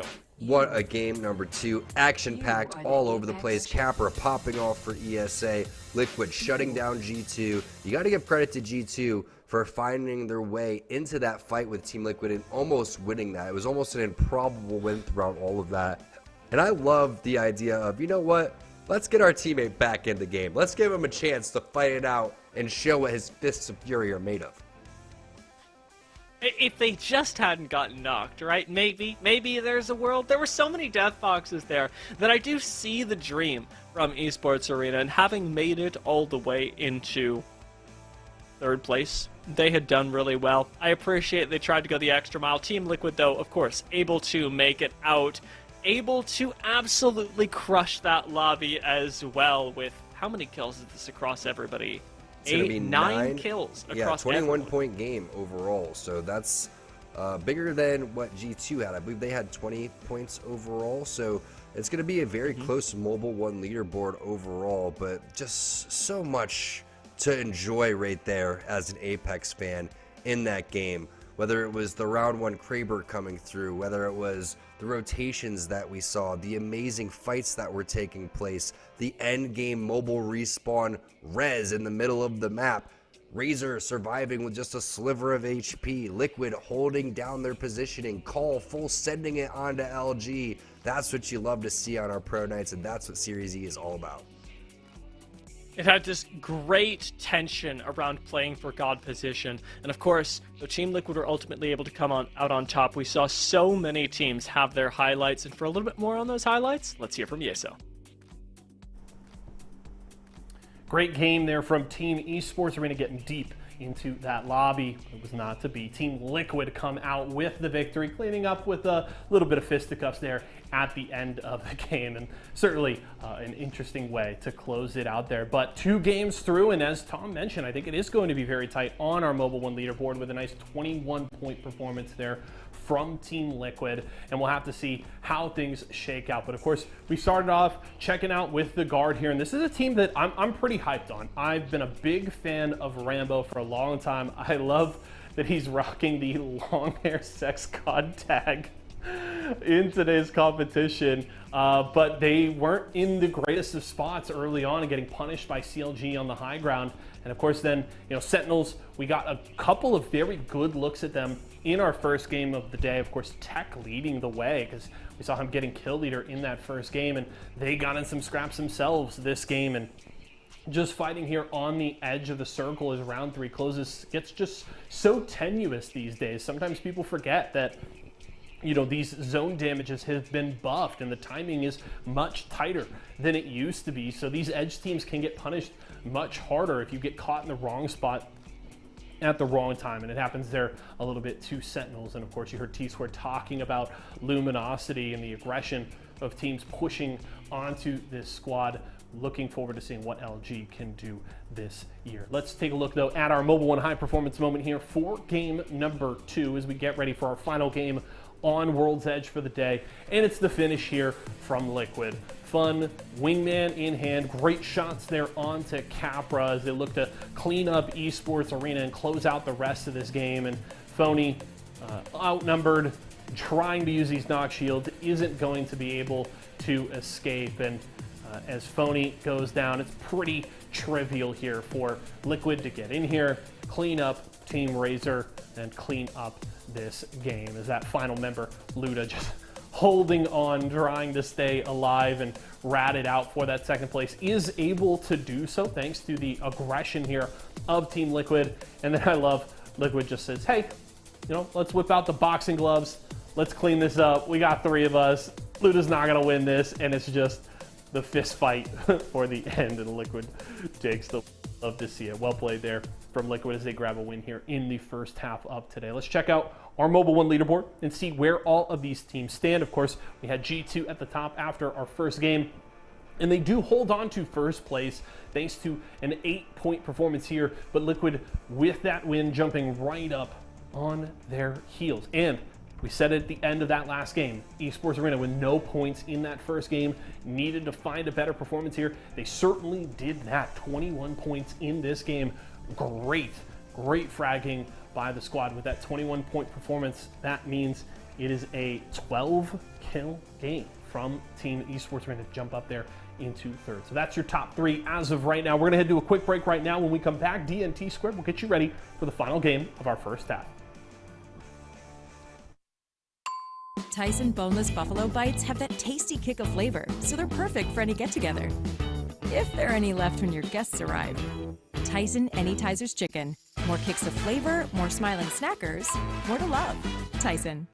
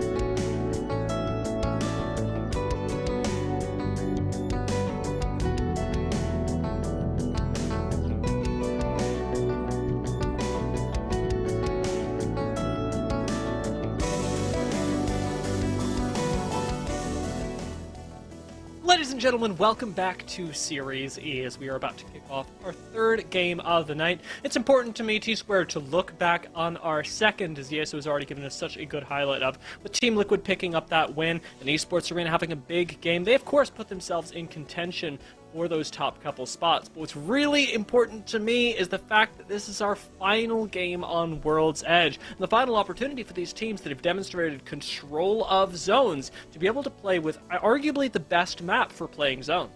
There's a lot of storylines. I think the most important thing to see is that TSM has not had the World's Edge performance that we typically see from them, and I'm excited to see them bounce back because I feel like whenever they start off slow, they really begin to heat up. Liquid, their consistency remains. Capra, he's really making a name for himself and the way that he's able to put down serious damage. But for teams that we have high expectations of, say maybe Dark Zero, TSM, they haven't really had the performance that they were hoping for, but that's why you play 6 games as we get ready for game number 3.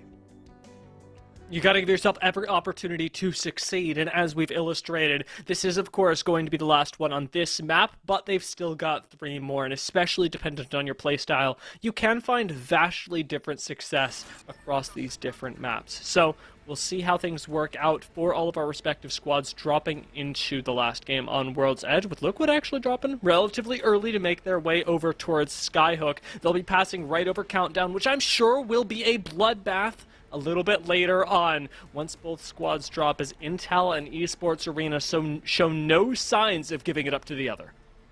Yeah, and if this was our ranked game, someone would be landing at like the 3 pills on the back of Countdown just a third party it, but there's a lot more respect these players have for each other. I also saw someone in the chat ask, what happened with NRG? Well, they had an internet issue, and due to that internet issue, they had to back out of the competition, and FA is taking their spot and filling in. So shout out to NRG. Hopefully they have those internet issues fixed later tonight or tomorrow for their team, and appreciate FA coming in to fill in. And when you saw that zone, you just had a feeling in game number 2 that Liquid would know how to play it. They have a great coach in Hodsik. They go through a majority of these situations, and they had some major moments of that game that allowed them to get the dub. But the winners of game number 1, G2, they're going to love the zone that they see here. Oh, yes they are. And you know, speaking of NRG, I'm sure they wish they were around to be able to play this one out as well. Right next door to staging, with G2 and FA sitting right there. CLG have a great spot to rotate in from, but TSM's new landing spot this season is also really good. They used to be landing over in Fragment East, but just this season, with the pickup of their new coach Raven, moved down to Lava Siphon to get a little bit of a different angle on the map. Now they've got this great move to be able to play the fence line on the opposite side of these mountains from Thermal Station, play safe, get themselves into the zone late, everything. And TSM can do whatever they want. Yeah, they're making their way downtown, walking fast. They are getting out of there and into Thermal as fast as possible. Understanding this is one of the most brutal zones that you could ever face. It's not one of the zones that you can just valk in and take a good location. If there's no vacancies, there's no vacancies. And a lot of teams, they do not want to fly in and grief other teams. TSM wants to get a good position, and Hal's like, guys, hurry up, let's go. Everybody grouped up together. Good. We're all on the same page. I think they're waiting for this little bit of Valk ult there, and it gets burned instantly as Verhulst pops that ultimate immediately.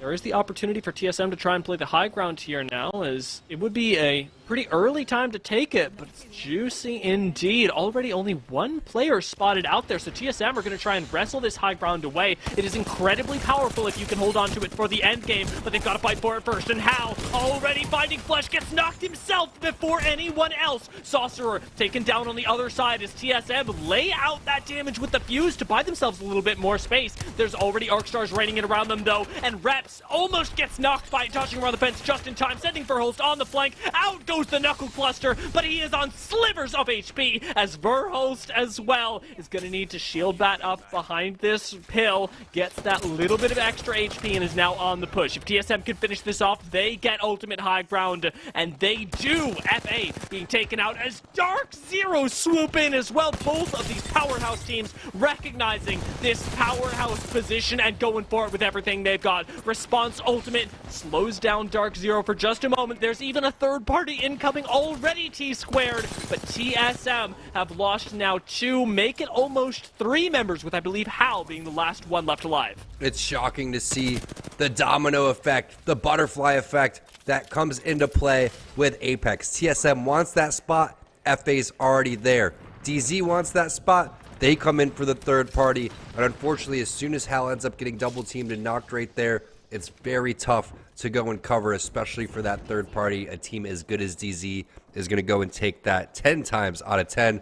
Razor's going to play it a little safe, They're going to go set that interception pylon out, down on the door down below. Say, hey, you know what? We'll take this. We're going to avoid taking that fight over towards that fence line. That fence line is going to see a lot more action, Dia. Teams aren't done yet. No, not at all. I mean, everybody loves being able to play that height, and just that little bit of a teaser was something for us to look forward to, as Tripods, that's a little bit of action here as well. Might be looking for a fight onto what could be a lot of squads, but I think is likely to be C9 on a rotation. The surprising thing about this is that neither squad seems really interested in fully committing to this fight. There we go, a little bit more characteristic than Mike and Ike. Lads, C9 elsewhere evidently, but Mike and Ike do like to play a little bit more defensive and have managed to effectively evade tripods for the moment. Intel continues to have a huge presence in this lobby on World's Edge. It's a knock onto Lux. Will they be able to get the flush? Another knock. There's the flush as well. 2 members of Complexity down and out. Only 1 remains throughout all of that, and it's just going to be Shiny as he gets taken down from LG in the backhand side. So the rotations and fights really starting to take place now. Again, everyone understanding that this is a thermal station zone. You have to make your way forward. You have to gobble up real estate. Otherwise, you're going to be stuck without any placement points, just trying to take kill points along the way. Getting stunned up by the wall. Yanya's push does get stymied just that little bit. Luminosity playing things slow, but playing things from what we know is a bad position. If a squad wraps up behind Luminosity, they could be taken down, and Yanya, even here, doesn't have that many escapes. Nades could fly in, and Yanya could very quickly be picked off and taken down. That last knock from Jaguars, though, does open things up as Jet does get taken down. Full thirsted. Luminosity Gaming do manage to pick up a little bit of extra loot and hopefully reevaluate their position. As though this looks nice to be able to pick up damage, it's not going to be a spot that ages well. Let's check that place out. Definitely not a spot that you want to be stuck in, but you do have the care pack here. We'll find out exactly what's going to be inside of that one. RE45, extremely strong. All of these care pack weapons work really well in scrims, especially because you don't typically get the attachments that you're really looking for, and those come fully kitted overall. 4 batteries, 11 cells, a Phoenix kit here for Yanya, so sitting pretty based on the loot boxes down below as well, but could be time to start thinking elsewhere about a rotation because there should be multiple teams coming over here. They're just eating damage from this charge rifle, though. It's making me very worried. And with Jaguars at 50 HP, it's understandable why the bubble gets dropped. Intel are continuing to apply quite a bit of pressure, even just with the 2 members that they've got left. Despite the fact that Jet is down, they've managed to recover that beacon and hopefully be able to make it over and grab that res like we saw in the late game just moments ago. Flinzar dropping down onto the low ground is still being chased. Luminosity Gaming want these kills, but it's been so difficult for them to collect already. Good crack from Yanya with a 2-shot on this 30-30, but still does need to look for these last couple members. Will they find this rat spot? Is this sniffed out already? Yes, it is. Yanya does get shields cracked. Backs off for just a moment, but having this Watson pinned down, it is a kill that all of Luminosity are going to come collect. What a job as a duo, fighting off LG, but it's just not going to be enough. I mean, the shots are looking good. Yanya's going to take out that 30-30 and take down Flinzar. What a fight from Flinzar, almost with the 2v1 over towards the side against 2 of the best players that we have in the world, not just in this lobby. Just goes to show you where Intel is individually. But throughout all of that, Dia, in the kill feed, DZ multiple kills onto FaZe. There's another knock onto Slurp. Snipe down has already been down. Sharky's going to go and get that thirst, which means it's really up to Alberlily throughout all of this on that crypto. After picking up the kills, we've got some defensive positioning coming out from all of our squads. Even Dark Zero, who, as you talked about, getting involved in these fights, still is able to play up on height in the God spot that we mentioned earlier. They were able to effectively avoid the third party that they had coming around the corner when we last saw them at just 2 minutes into the game. But FaZe won't be joining them as they do get eliminated. And Aegon are coming up near where we last saw Luminosity. We're able to loot that care package and may be looking for a fight. I do wonder what they're spoiling for here, as Aegon are not in a great position, much like we said about Luminosity earlier, but do have the opportunity to push up and fight. And indeed, that team is sponsored by Mike and Ike. I see people in the chat talking about it. Someone also is munching on Mike and Ike's as well. If you see me or hear me munching in the background, guess what I'm eating as well. Shout out to all of our partners for making Series E possible. Also, shout out to the production team over at Esports Arena. Make sure you guys follow them on Twitch. Click that follow button, and at Esports Arena on Twitter if you want to get involved. Multiple games for Series E, not just Apex, so go and check those out if you're a fan of multiple games. Multiverses Halo goes down as well. LG picking apart a handful of different boxes. They're having themselves a game so far, Dia. I mean, yeah, LG really have farmed up quite well as Mike and Ike, yes, sponsored by Mike and Ike, start to walk up on them, though. We'll see what these partnered squads can do already. Mike and Ike have had the opportunity to succeed just last season. We talked about their growth, their incredible performances during that time, and now they've gotten the opportunity to play once more under that same banner. Do they choose to make it a little bit more aggressive? Do they take this fight with LG, or do they play a little bit safer, as this bridge still will be in as the next zone closes, giving them a little bit more time to reevaluate their next moves? Yeah, and this reminds you a little bit of how they played game number 2 over towards the countdown side, right? They were right on the edge of the zone, trying to get picks from that sniper ledge, waiting for things to, again, transpire, try to keep the action in front of them, wait for other teams to make a mistake, and then go and pounce on those. Meanwhile, Tripods, the wingman coming in from Deeds, fight taking in place in Harvester, is going to be a tough one to go and do. We'll see if they can take it. Everybody getting fairly weak on the Tripod side. Nick's health does go pretty low very quickly, but Tripods have managed to hang on effectively for the moment. This zone, really their biggest problem is right now, it's ticking away at their health in the same way the weaponry is. Gent's going to be able to get this heal off, but they're still playing out of the negative. Deeds barely able to pop that med kit in time, and with, say, 20 meters left to go into that zone, he's going to have to need some help from Gent already, getting taken down by C9 in their first fight of this game. Gent wraps around this corner, eliminating C9, and with plenty of health left to spare, enough time to heal up, and enough attitude to give back. What a fight from Tripods. They finally get the revenge on C9 after C9 takes them down 2 times in a row. And great pings there from Deeds over towards the tail end. Also, the medkit with just a sliver going through Capra. Getting a knock onto the guard. That's going to be on Rambo. Mike and Ike still into the next zone as well.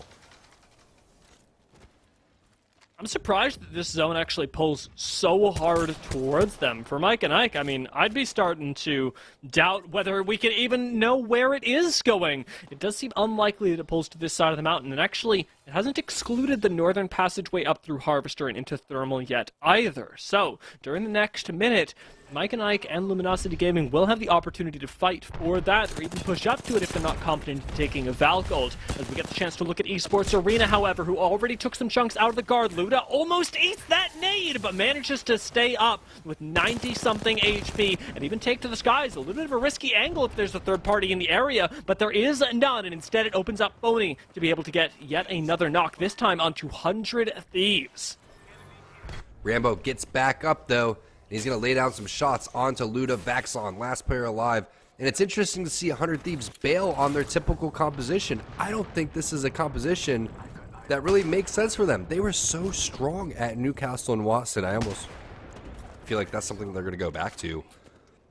As you see the guard putting in some serious work. It's Rambo with that Kraber from long range, trying to find the kill on the ground, but the elbow shot not going to really connect. And I believe they switched their composition up too, if I'm not mistaken. We had Keon.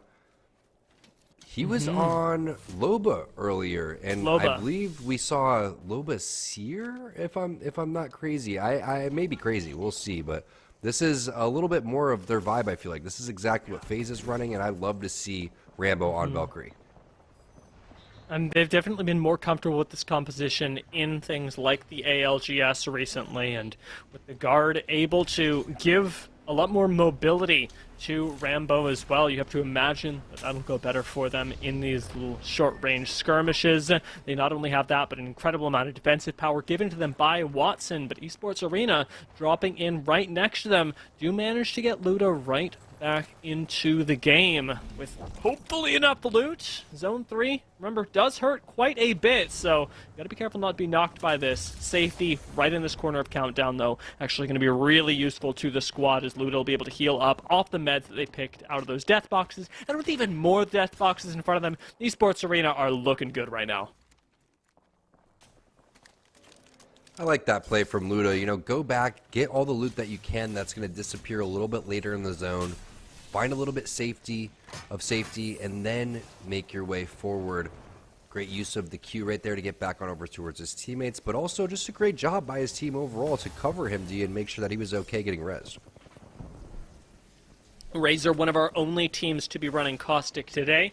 We did, of course, have Luminosity earlier, but with those two, that's it. And Sung is able to effectively trap up this door to make sure they don't get pushed on either. Because these are two of the teams that were planning on being in end zone, the very fact that this pulls north and out of their respective buildings is going to be really difficult, especially for Aegon to play out. And we know that right next to them is the juiciest target to push to get a good position. As knocks continue to come in, Guard collecting a few of them, CLG, Luminosity all getting some. Luminosity have lost one as well and are going to try and stick this res for the moment to get the bubble right back into the game. Jaguars, though, not going to be fully picked up as Niesel has to cancel that, instead going for a bat, and Yanya going for a bat of his own. Gets a little too greedy with it, getting knocked by Kodagami and putting it just up to one member left. Mike and Ike sitting back there as well are going to be playing as safe as possible, if not safe enough, not in the face of Tyson, who have just eliminated Luminosity right next door, and who have to make their own rotation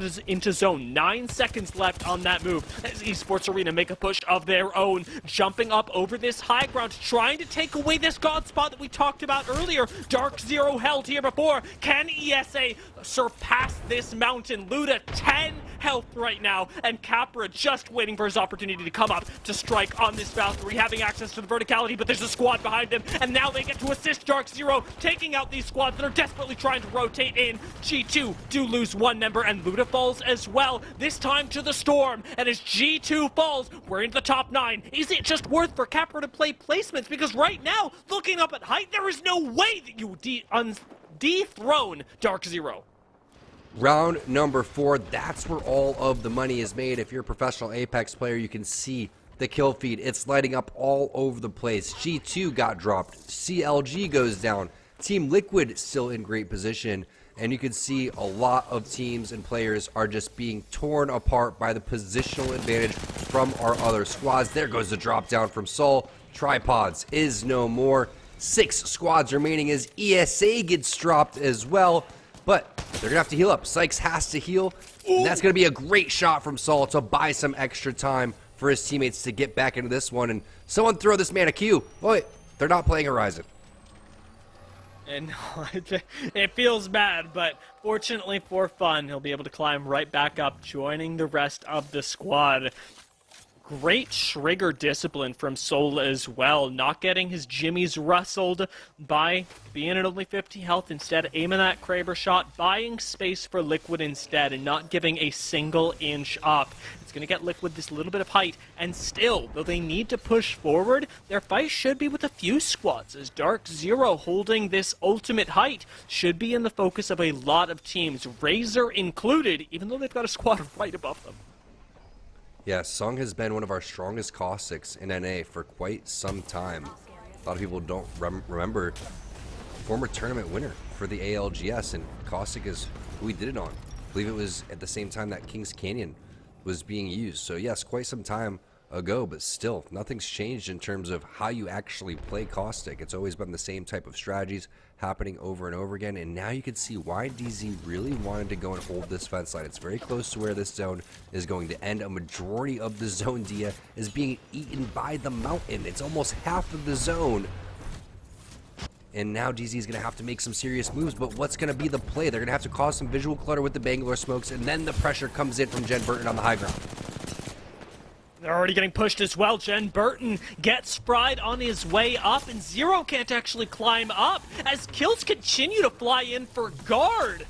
Of all teams, after getting knocked earlier on, they're able to collect so much here and push themselves into the top 4 as well, with TL sitting on the other side, and with the zone continuing to close in, Rambo continues to clean up kills with this Kraber, now starting to participate with the flatline as well. Sol is ratting things out for Liquid up on this high ground, and though Keon can see him, Keon's got another squad in his sights. Fun gets finished off, and the guard fighting from the low ground are just trying to make their way onto Mount Olympus. Keon's got a great angle on this replicator, chewing through Stanky, claiming yet another knock, and now pushing for Kodigami. These are the last two squads. This could be Guard's win, and Keon isn't giving an inch. RKN fries on the flank, and Guard win game 3 on World's Edge.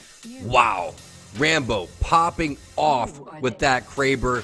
They changed their composition. We saw someone in the chat even calling out what their composition was. Appreciate you, Hakeem, saying it was Mad Maggie. Just look at how much more comfortable Rambo is.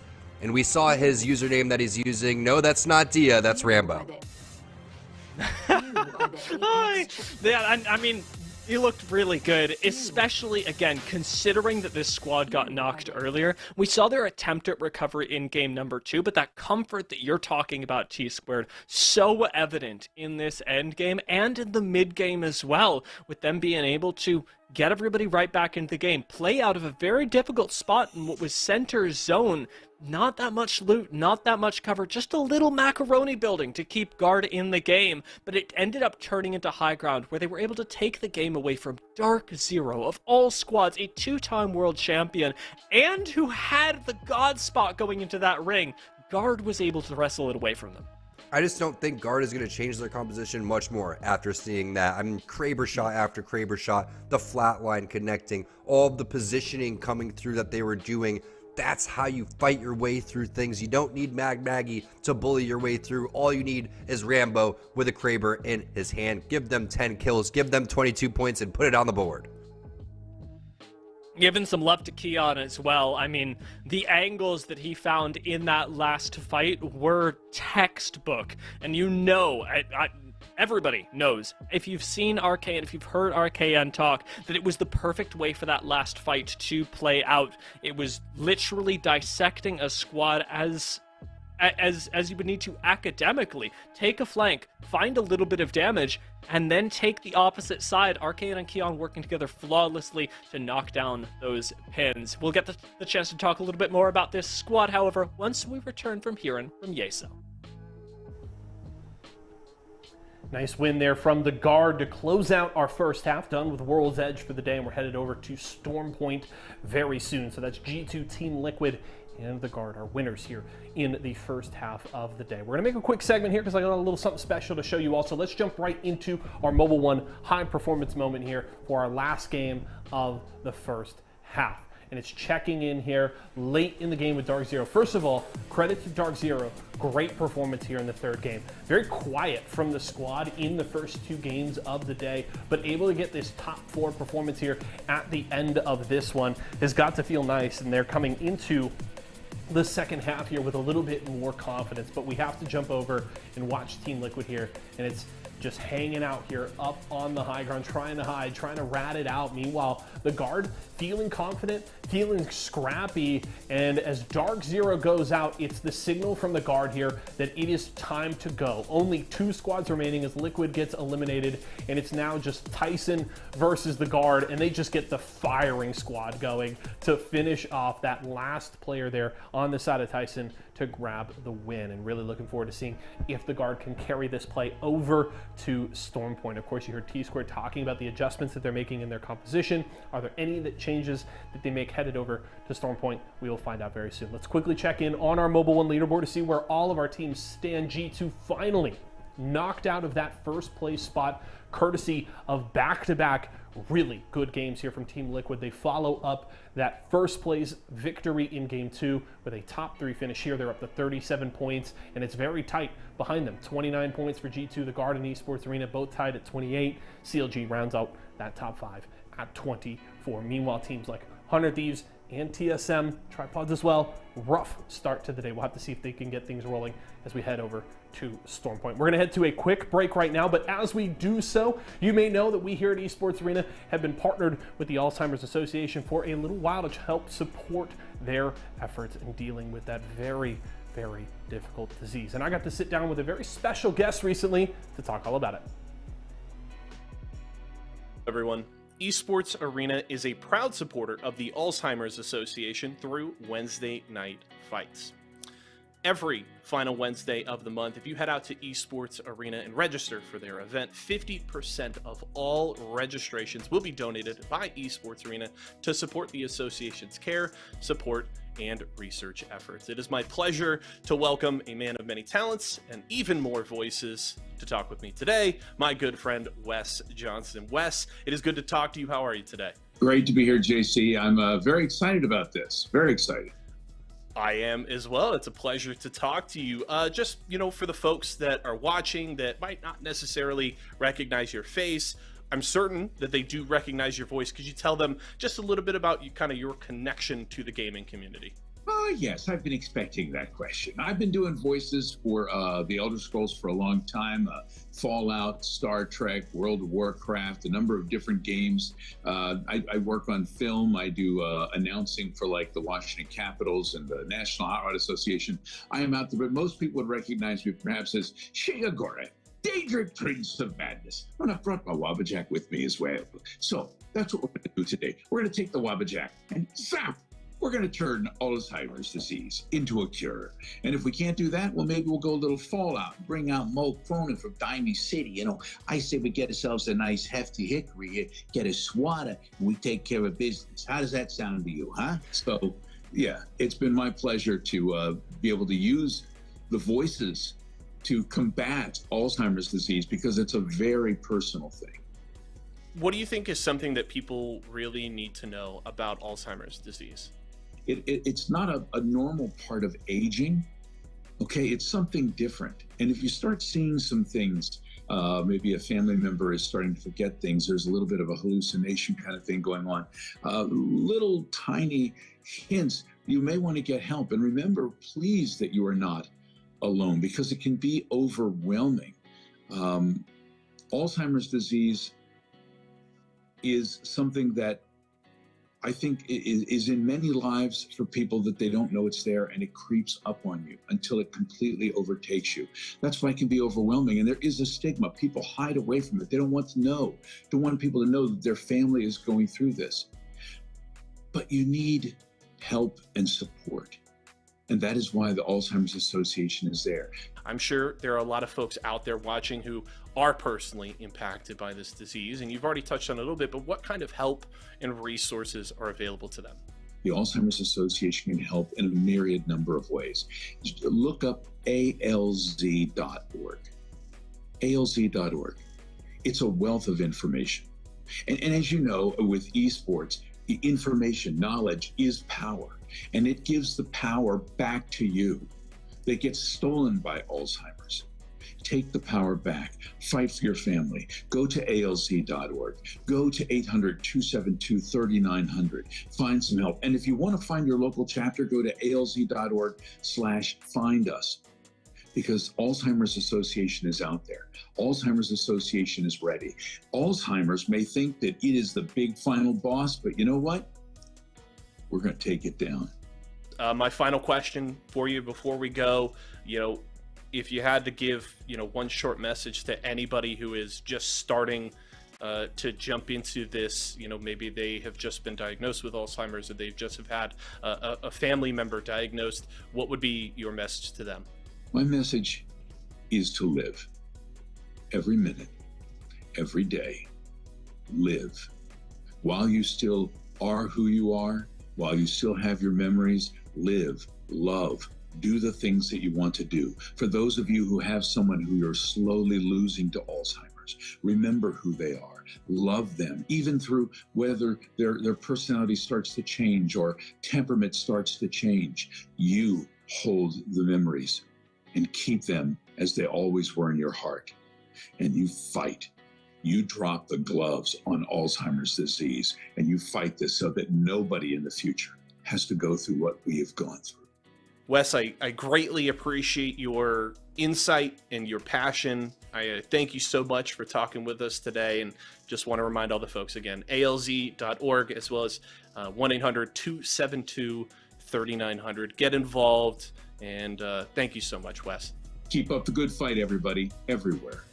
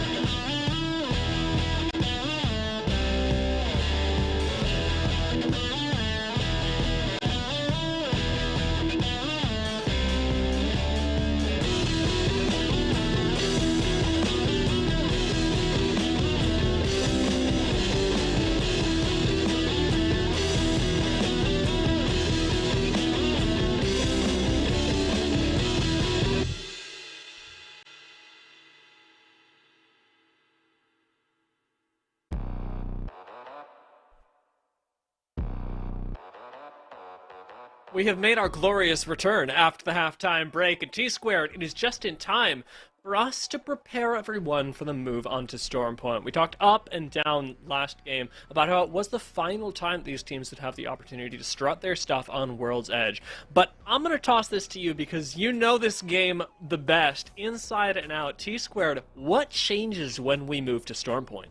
Well, the players that we're watching on our screen are the people that know the game the best, so let's learn from them. But that's true. In terms of what changes, everything, realistically. I mean, the basics of Apex are still going to be there. Your shooting, your communication, how you rotate, etc. But this allows for different compositions, and we're most likely going to see that. But it also allows our players a time just to breathe and make adjustments. Find out what's going wrong, find out where they're falling short, and say, hey, what can we change, even though the map's changing, individually, as a team, that's going to really make us step up here. Now, there's going to be different POIs, obviously. It's going to be a completely different looting rotation in terms of where you're going to go and pick and choose your priority positions.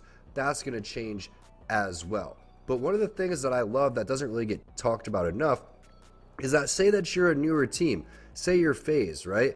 Or say that you were a team that came out and, you know, kind of was put together right around that Stormpoint came out. That's a big advantage for your team because there's teams that have been together, or at least the foundation of their squads have been together for the entirety of World's Edge. Now, one of those teams would have been, say, TSM, and they didn't have the best World's Edge. But I think the most important thing is that you get a nice little 10-minute break right there. Let's talk about that interview and how great that was as well to end Alzheimer's. Really great job by Yeso and Esports Arena putting that together. But it's just a nice time to make adjustments, and these pro players are masters of making adjustments. It's true, and like you talked about, that communication, it coming all back to the fundamentals, really has tested a lot of teams and how efficiently they can coordinate, especially on a fast-moving map like Stormpoint, when it is so much more important to be able to be on the move and to very quickly make your way through temporary Bangalore smoke, through just a little bit of cover, a squad being slightly distracted, because there isn't that much building area to play here. Yes, the buildings exist, and we'll see a lot of squads prioritize them, but your ability instead to be able to play small bits of cover, to flex between a rock and a cliffside, and perhaps even the corner of a building more than anything, is really important to balance for all of these teams. And it's something that we see so poorly translated, I'll say, from Stormpoint, where a lot of teams do get into the habit of claiming a building more than an area.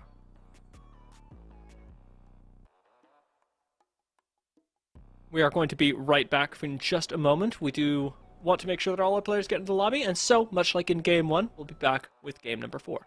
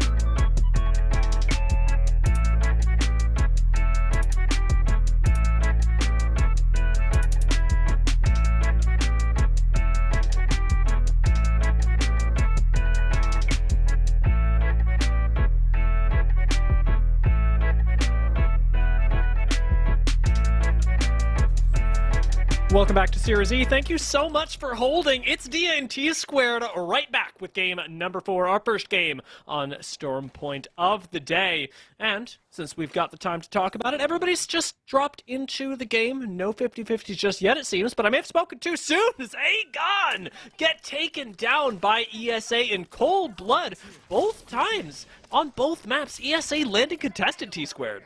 A great point. Just was about to say that, and you hit the nail right on the head.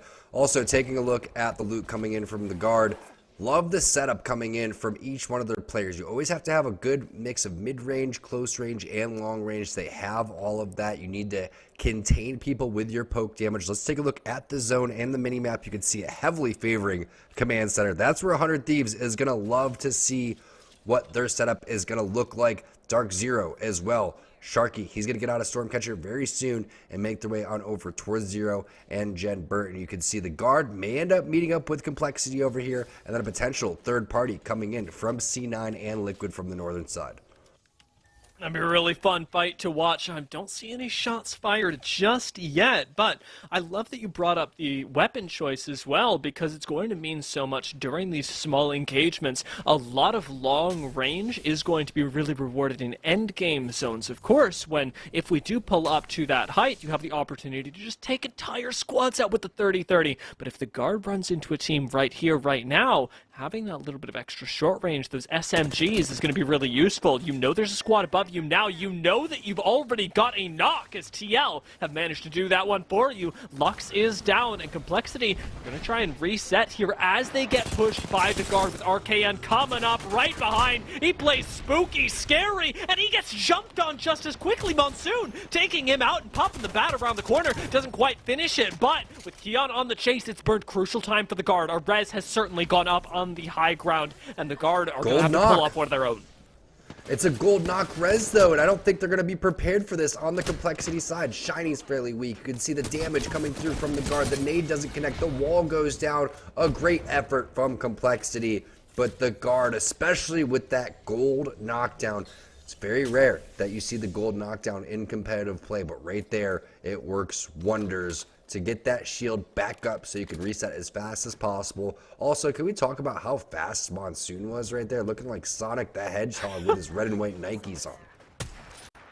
I know, I was looking at that going, yeah, RKN, he totally got the advantage, and Monsoon, I mean, not only managed to slide right by him and take him out with the Mastiff, but then somehow found himself on the other side of the building, and honestly, if he got that bat off, may very well have taken another 1v1. You cannot underrate Complexity players, especially Monsoon, who has been, well, so well appreciated for so long by the community. While TSM are trying to make their way into zone, they are going to encounter Team Liquid, who did get one of those KP, I believe. No, they got the initial knock onto the low ground fight with the guard, but didn't end up finishing the kill. As TSM take their previous spot, they'll also be in a position to be able to fire down onto the guard, but more than likely are going to make their way a little further into zone, as this isn't exactly their preferred position just yet.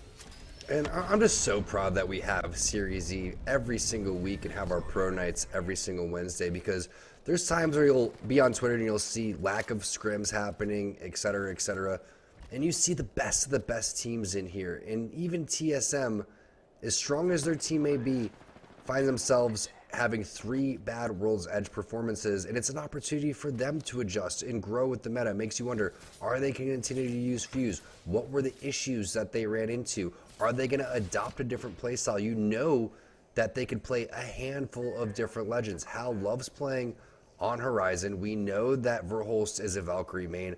What's going to be the legend coming in for reps going forward? Are we going to see him ever switch to anything like Watson? Is he going to play a defensive character? Will Gibby come back? Great shots there from Yanya with the scout from LG, and we've seen some amazing plays from LG so far. Surprisingly, they're only in 10th place with 17 points.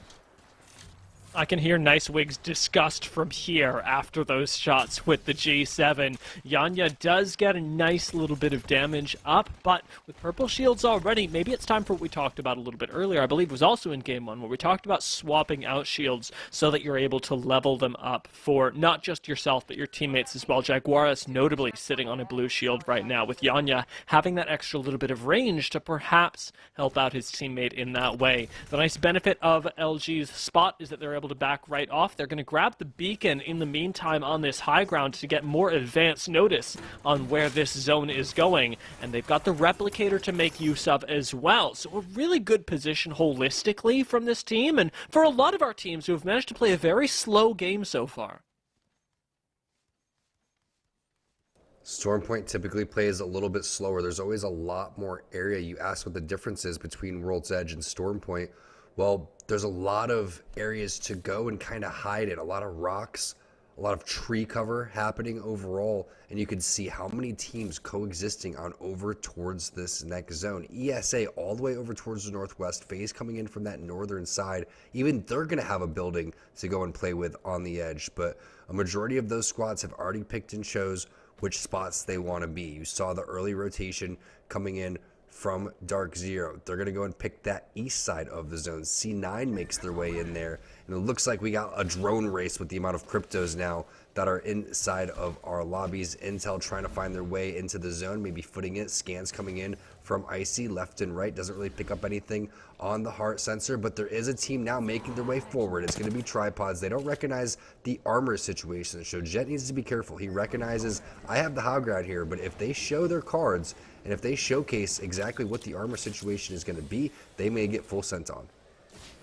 I believe G2 have intel coming down to them. They would have seen this squad right ahead. Chaotic able to pop that medkit just in time, but they're playing things slow for right now, not wanting to take a fight, of course, when they are at this much of a health disadvantage. Right back into the Trident they go, and I do wonder whether intel will be able to take a chunk out of them by really throwing their fire into that Trident, as so often happens to get entry frags. Now, while FaZe try and hold on to this roof in the meantime, they've given up a lot of ground. It's up to Slurp to reclaim it. The wingman not quite connecting and actually costing him in the shield cell department, getting cracked as Aberlily does the same thing. This is the end of FaZe, surely, as they've already lost one, and the squad is not looking good right now with Snipe down, yes, finding good damage. It is not going to be enough. Aberlily jumps down onto that low ground, and that's it for FaZe. This last member, the only thing keeping them with the chance of picking up even placement points.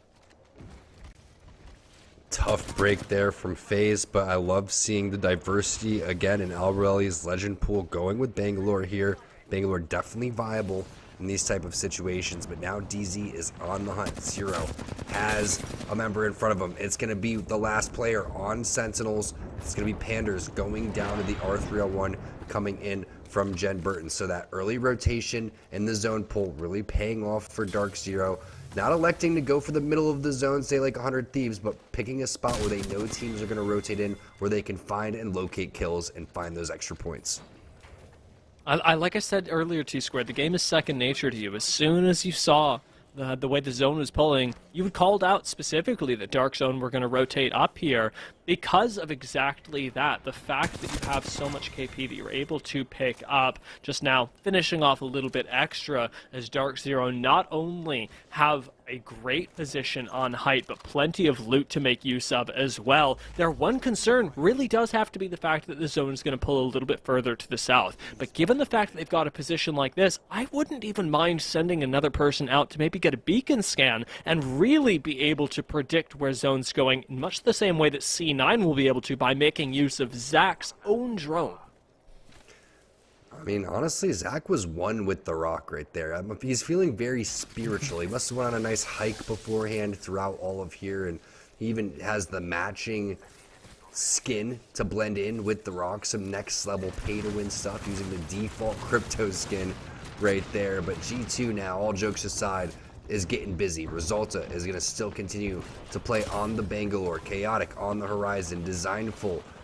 We all know what Bloodhound in the Ultimate does for the smoke, to be able to see throughout all of that, plus hitting the scans. They're going to drop LG in 17th place. So unfortunate for LG. They most likely will be sitting outside of the top 10.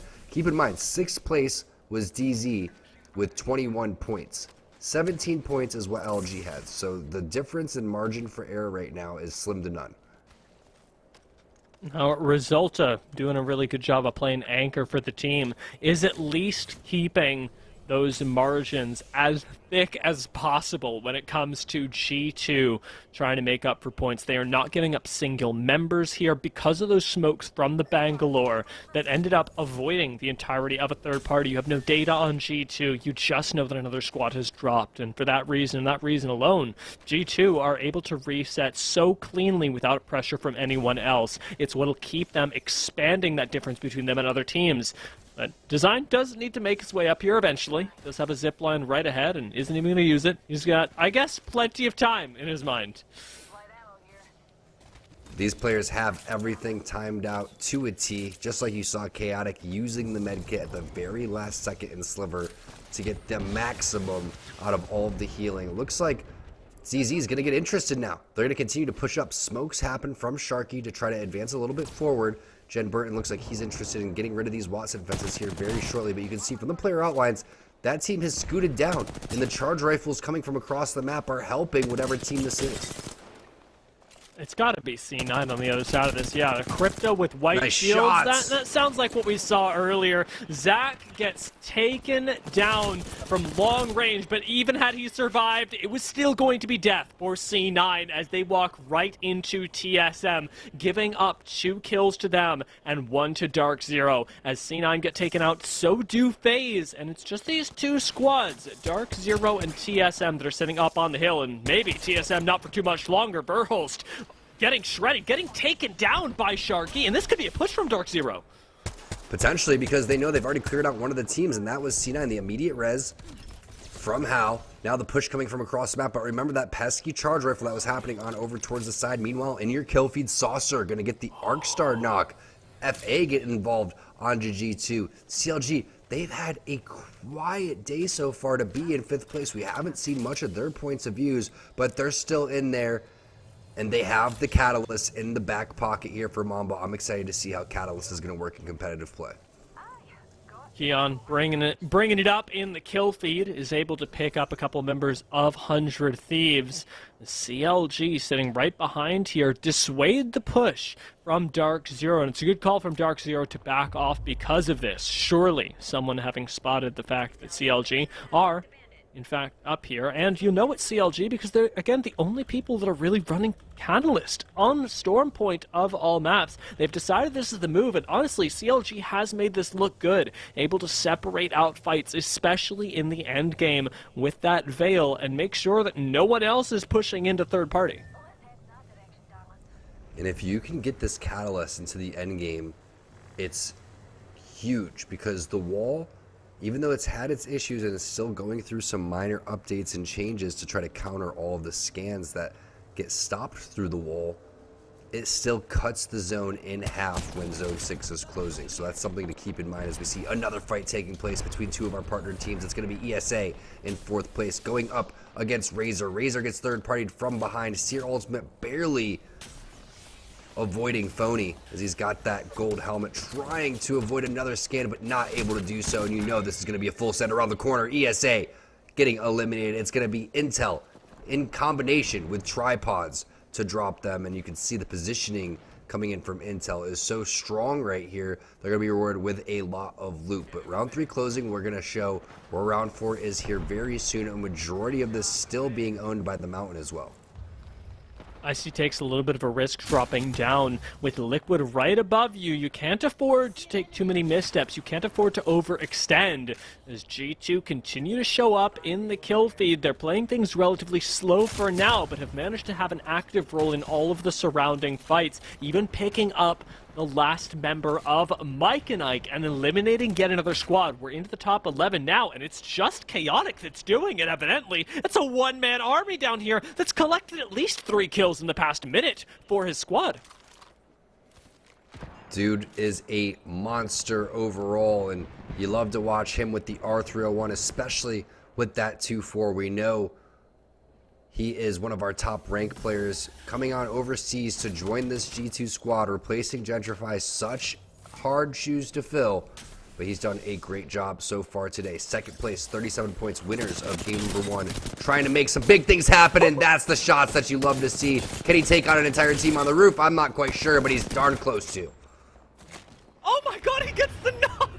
Chaotic is just built different as he's able to outmaneuver not 1, but 2 squads, a 1v2 and a 1v3 back-to-back, and he's still alive, and he got the knock. He's even dropping back down onto the low ground saying, come on guys, push me again. Who needs teammates? Designful, Resulta, sit back and watch the master at work. This is the reason that you pick this man up. Switching on over to the car, a one-man wrecking crew. Gets the knock onto Icy, trying to find more damage. And at this point, if you're Intel, you're shaking in your boots. Nades aren't going to stop him. The only one that's going to stop him is multiple teams dropping in on him, and it looks like he's coming around the corner. Is he going to pull off another 2v1? Chaotic, you're a monster. He's actually he got the crack already. He could easily get a knock. Chaotic could No. win this entire squad. There's no way that he's about to do it. Coming around the corner right now. He is playing things slow and careful. Bat's going up, and he's got to send it onto the knockdown shield. Doesn't get the thirst, but goddamn, that was close, T-squared. Holy cow. If you're not fired up after watching that, you don't love Apex. I know his teammates are going absolutely nutty. Almost 1v3ing an entire pro team right there. Intel's game basically griefed by a single member, and now the charge rifles are coming in, and it's just not looking good for this Intel squad. They couldn't even get Icy back up. They're barely in zone. If not for the fact that Dark Zero were fighting on this high ground, they might be the sole focus. This 100 Thieves do get taken out before Intel mercifully, but there we go. TL are able to pick up that final knock. No, it's Tripods that get it. But even so, a squad eliminated is one that they won't be contending with in the late game. Dark Zero trying to play back in these knockdown shields. Jen Burton taking quite a bit of damage and scanned as well as TSM come around the side, taking vengeance for what Dark Zero did to Verhulst earlier. TSM protect their lads. I'm still freaking out over Chaotic, I'm not going to lie. TSM, they're pushing up. We have to focus on the game here, Dia, because they have TSM now with a horrible performance on World's Edge, coming back and potentially winning this game, but Hal gets knocked. Verhulst and Reps, the last two members alive. There goes Team Liquid. The res coming in onto Hal, but the guard smells blood in the water. And they're going to be able to, almost find a knock, I'd imagine, but weren't quite able to pick it up just then. The guard are playing from low ground, but they're playing with a health advantage. RKN gets shredded, and the shield swap not on that box, as TSM had already used it. They force guard back onto the low ground. TSM, with the reset of a lifetime there, have somehow managed to hang on to this high ground, have height, have everything in the final two squads. Guard could pick up their second win here. TSM could pick up their first of the day, what has already been a very difficult 3 games on World's Edge. Verhulst peeks right back, gets just a little bit of damage, but it isn't enough. It's not a fair trade, and TSM are taking the worst end of it. They've got more death boxes, they've got so many more resources, but the guard have that crypto, and if they have EMP, they may just be able to crack all of TSM, pushing in with that slow, but not in the face of beams like that. Great shots there, great reset coming in from TSM. What a turnaround in performances. Yeah, you asked the question, what changes from World's Edge on over to Stormpoint? You give TSM an opportunity to make some adjustments. This is what you're going to get. It's a completely different beast throughout all of this. 3 red boxes, but all empty armor swaps right there. And now you're going to see Hal potentially doing some amazing Horizon plays. Do they have any arc stars throughout all of that? Checking the boxes and seeing if they could find any more loot, any extra grenades, but while that's happening, it's buying even more time for RKN to potentially hit an EMP. This is exactly what it's coming down to, a game of cooldowns, and with the guard already having a second pylon up, they're actually going to get pushed right now. Keon gets shredded, and it's the swing from TSM that decimates guard. Our defensive squad, caught with their pants down on Stormpoint, are taken out by TSM in the final 3v3. It was tense. It was so scary, as this entire game was T-squared. But in the end, what a satisfying push from TSM to pick up their first win of the day. Not enough time to get that EMP off, and TSM comes through and punishes them. Just great shots right there, great discipline. And unfortunately, RKN just did not have enough time to get his ultimate in place. By the time that he hits that EMP, both of his teammates are down, and he's basically just slowing himself to a slow death. TSM turning it around with a big game number 4, our first on Stormpoint. Just great finish from them, and really nice control of the height as well. I know we illustrated this earlier, but against Dark Zero with CLG at their backs, it cannot have been easy to hold on to all of that, and we know now the benefits that come with that. We've seen it play out in so many games across Stormpoint, but being able to play from height when you're able to be patient really does reward you. And though we didn't get to see Dark Zero in those end game zones, we still do know that they picked up a great amount of KP on their way in, and were able to ultimately maybe contest TSM. And a little bit of a head scratching happening today for 100 Thieves. don't want to take anything away from TSM, but when you look at the home court advantage that 100 Thieves had with the zone pulling over towards them, you wonder, where were they? How did they get taken out? A lot of great storylines right there between TSM making a great comeback, picking up 23 points right there, and also Chaotic, the one-man wrecking crew, Dia. Oh, Chaotic. Yeah, I know. It's funny because we just got to see the champion screen. We know how well TSM did, 1,500 damage each on average, but Chaotic is really what's sticking with me about Game 4. To see if anyone can unseat that legacy, we're going to hear from Yeso before Game 5. What a win there from TSM. I gotta take a seat, catch my breath here, folks, as we get ready for our final 2 games of the day. TSM, much like we talked about Dark Zero in game number 3, with pretty rough start to the day, not getting a whole lot done in the first half. Dark Zero with a good performance in game 3 as well as game 4, and TSM showing up with a very strong performance here in our 4th game of the day. They do grab the win. They wipe out the guard there at the end, and they just dominated the high ground on this hill and did a good job too of making sure that they maintained good sight lines and kept teams from being able to really heavily pressure them throughout those later circles. And it just meant that they get into that final circle, that 3v3 versus the guard, in just a very healthy and strong position, and they used it to grab a very solid win here. A lot of good highlights from this game. Probably one of the best was watching Chaotic there for G2 in the 1v3 versus Intel. Unfortunately, not quite able to get that second knock that really would have opened the door for Chaotic to win that fight. Was really hoping for it. A lot of great beams with the R301 in that fight to put so much pressure on Intel. Intel just getting by the skin of their teeth in that fight, and they ultimately take down Chaotic. But that was really impressive play there from Chaotic, and I mean, Dia put it perfectly. The one-man wrecking crew there in that one. Keep an eye out for G2 because they've looked really good so far today. Let's jump though into our Mobile One high performance moment here for Game 4, our first on Stormpoint for the day. And it's a peek here at TSM just a little bit earlier before we finished off this game. Tripods and Tyson going out, and TSM goes in for the push here onto Team Liquid. Another big contender here tonight that TSM is still going to have to make up some ground with. But just good coordinated team fire here from TSM to get this pressure onto Liquid. And they're so decisive in the fight that while the guard are on their way, they don't get there quickly enough, and just enough cover there for TSM for them to be able to get the res through, back away, and just open up enough room for them to be in a strong position to respond to the guard here. And they, of course, then end up being able to get the full reset. They go in for the push, they take out the guard, and grab the win. So well played there from TSM, and that is a huge win here going into the final 2 games, because as I said, we've got some ground to make up. Let's take a look at our Mobile One leaderboard to see how much they have to make up. Big performance from them, up to 29 points, few points there behind Team Esports Arena. The guard still out in first place there with 49 points, 1 ahead of Liquid thanks to their performance here in this one. But it's going to be an exciting run to the finish. First, all the way through, I would even say 7th in the running here. It's going to be difficult for TSM, Dark Zero, and CLG to make that push with just 2 games remaining, but it is certainly possible. But they're going to need some help. They're going to need some teams to take out the guard, Liquid, and G2 early in these games to open up the door. G2 also needs to keep that whole squad alive, because while Chaotic can make some magic happen in those 1v3s, it's going to be a lot scarier if that full squad is available there for G2, but they are in a good spot going into game number 5. We're going to head to a quick break right now. When we come back, Dia and T Squared will have all their thoughts as we get ready for game number 5 here at Series E.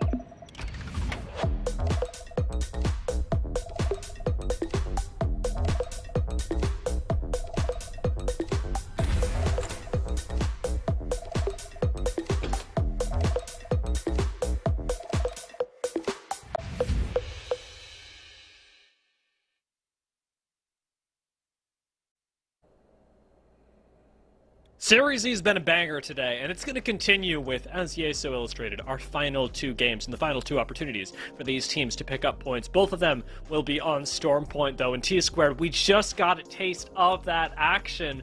Here's to hoping that the G2 squad can stay alive to the end game next time, because you have a power like Chaotic on your team. Just throw them at people. I think that G2 is going to be stoked after watching that, but we have to talk about TSM because that fight going up against Guard, who is having themselves a day, wasn't even close. All right, let's just call it how we see it. The Guard, again, they did not have the advantage in terms of high ground, but TSM was getting third party originally. They reset. It was a great heavyweight boxing match between these two teams, but TSM got their confidence back, and you love to go and see it.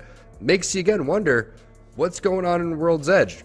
Is it going to be reps on Fuse? I don't think so. I just think that Seer is so strong right now in this meta. We may see them change it up and go back to Valk, Horizon, and Seer. Granted, they have had success in the past, but the value of Seer throughout all of that, again, between stopping heals in these skirmishes, the ultimate has a very low cooldown. So many great plays are allowed through both of those legends. I don't know if it was a legend thing, whether it was the time that they took in between, but one thing's for sure, they dominated that final fight.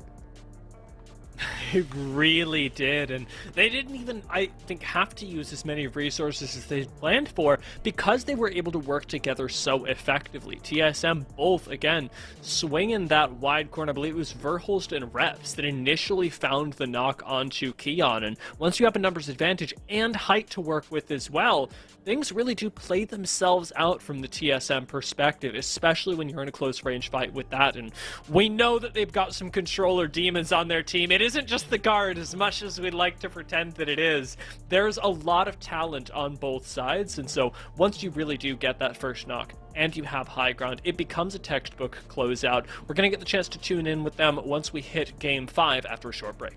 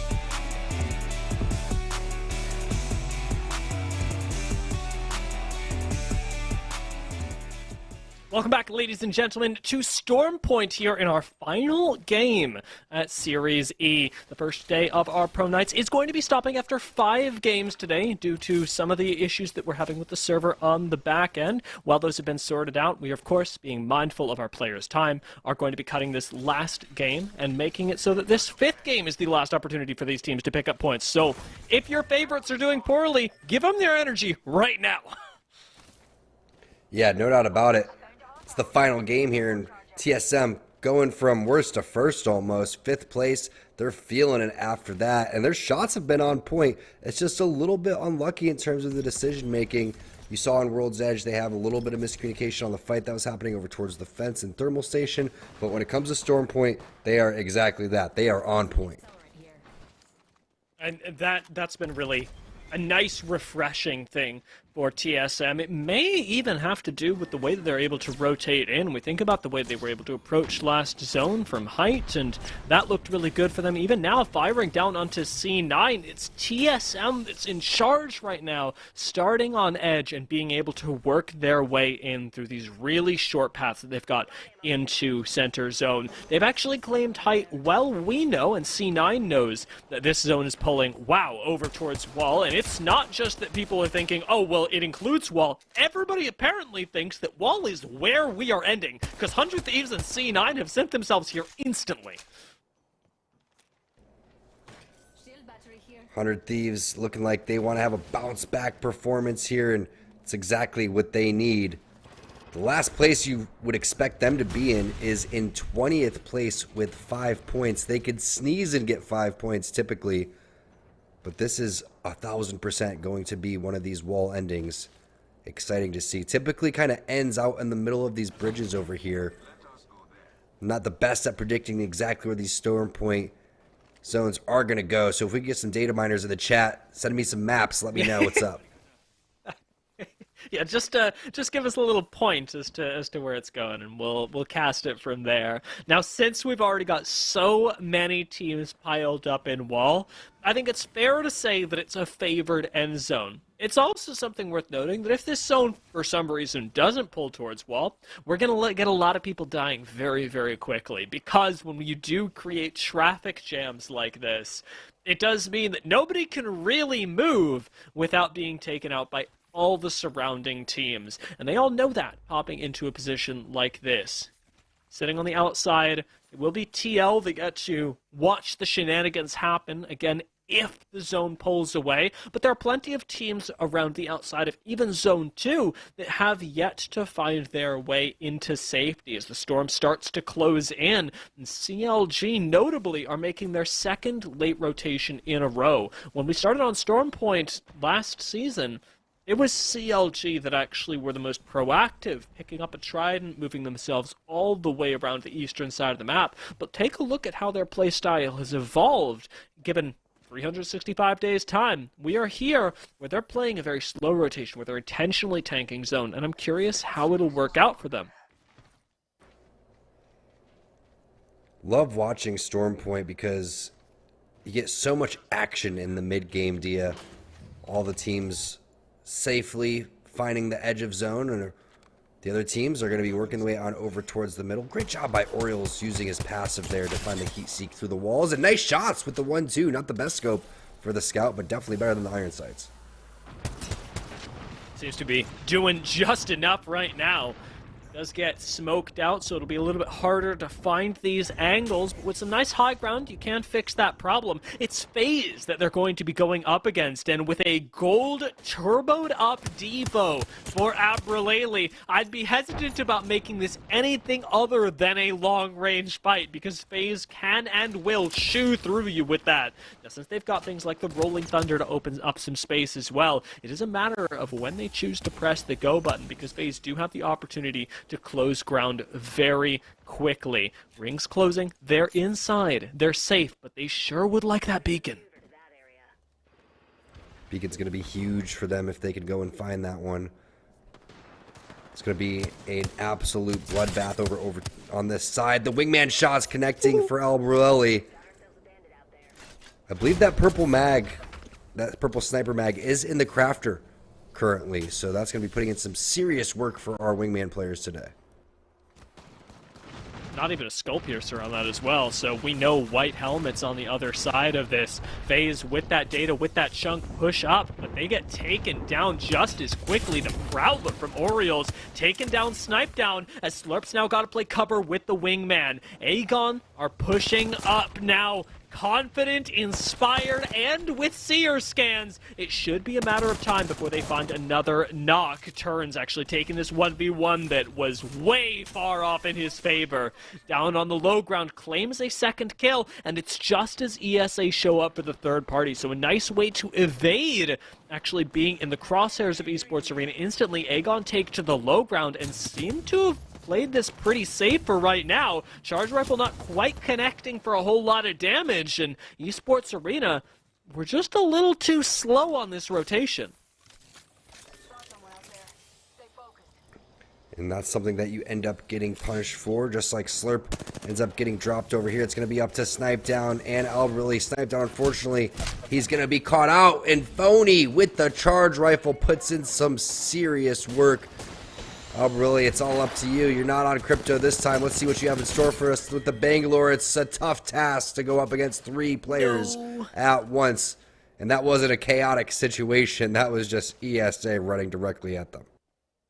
I was so excited for the Devo as well. You know, you see them all coming up the stairs. The dream is there for Abralele, but just not enough numbers. And FaZe, getting a little bit too greedy on their positioning, whatever it may have been, are now shut out of, as a reminder, our final game of the night. Esports Arena have the beacon, have the crafter, have a minute left and plenty of time to make use of whatever resources they want that they just gathered here before making their way into a zone that, granted, is going to pull them significantly further north. Scans coming in from Phony all over the place. Amu's already been eliminated, and the day for 100 Thieves continues to get a little bit worse. Multiple players are going to go and pressure over towards the side. Nice job by Vaxlon getting out of there, and that was Dark Zero taking on their position. But it's a tough break. You have a defensive type of composition for your team, and you're just not able to play defense. Especially when you're getting scanned out by Seer, it's just, it feels impossible to really be able to deal with this legend who now knows that there are only 2 people on your team. The only way to really take down Dark Zero at this point would be to just outfight them. And for, again, our 2-time world champions, it's going to be really difficult to outshoot your guns at the professional level. Jen Burton up on height, has a great angle to drop down on, and does end up making this a 3 versus 1 to take out the second member of 100 Thieves, Vaxlon, who bites the dust in front of us. And G2 starts showing up in the kill feed as well, picking up a few knocks as 100 Thieves go out to Complexity this time. So maybe, just maybe, we could get a Complexity fight breaking out now. Dark Zero actually backing off, really careful of taking that engagement. Yeah, Monsoon almost smelling those players through the Bangalore smoke there as the looting was taking place. They knew exactly where those death boxes were going to be. Capra doesn't need the Kraber to put in serious damage this time around. It's the Scout with the gold mag and the 3x. You have to pop a battery. You can see the ultimate is going to go down. Looted now taking on over towards the skies as they're going and pushing on this team, and it's Designful down, Chaotic down, Resulta the last one, and that's going to result in a 16th place for G2, winning game number 1, but unfortunately they're going to have to watch from the bench in game number 5.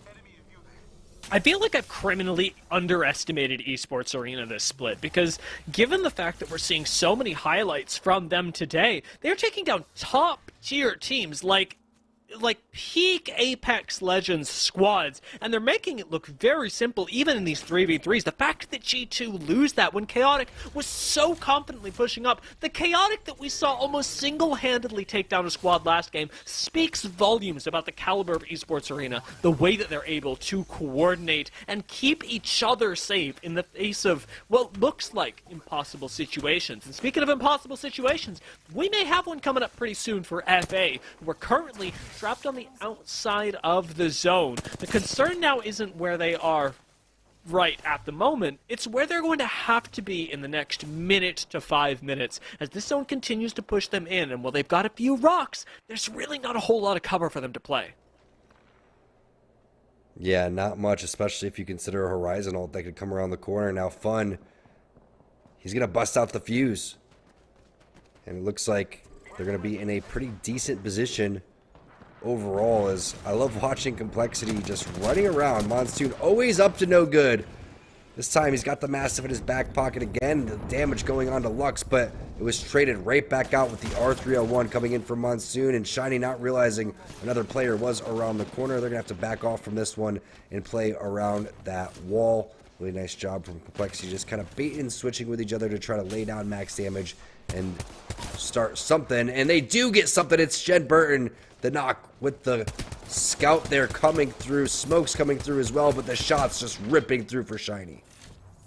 That's the second knock that they have, too. Having played this fight with Dark Zero so patiently, this actually should be Dark Zero leading us. We're in the top 15. Everyone's collected one placement point, but the way that Complexity are playing right now makes this look a lot less like Apex and a lot more like chess, as they just out-angle and methodically are taking pieces away from Dark Zero. While ESA on the same map, on the opposite side of it, are doing a very similar thing to Luminosity.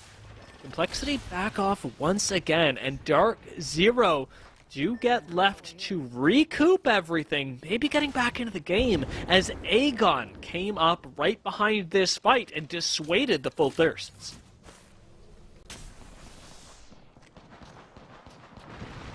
Our former Team Nerf, now Team Aegon. Love watching Turns play. Definitely one of the all-time vets that we have in Apex. Took a break, came back, but playing with Force for quite some time. I know he wanted me to call him Forcey. A lot of times he comes in and says, guys, will you please butcher my name and continue to call me Forcey? He wishes. He wishes. You can't control. We're like wild animals. Yeah, we're unpredictable. Apex? We're as unpredictable as Monsoon's point of view.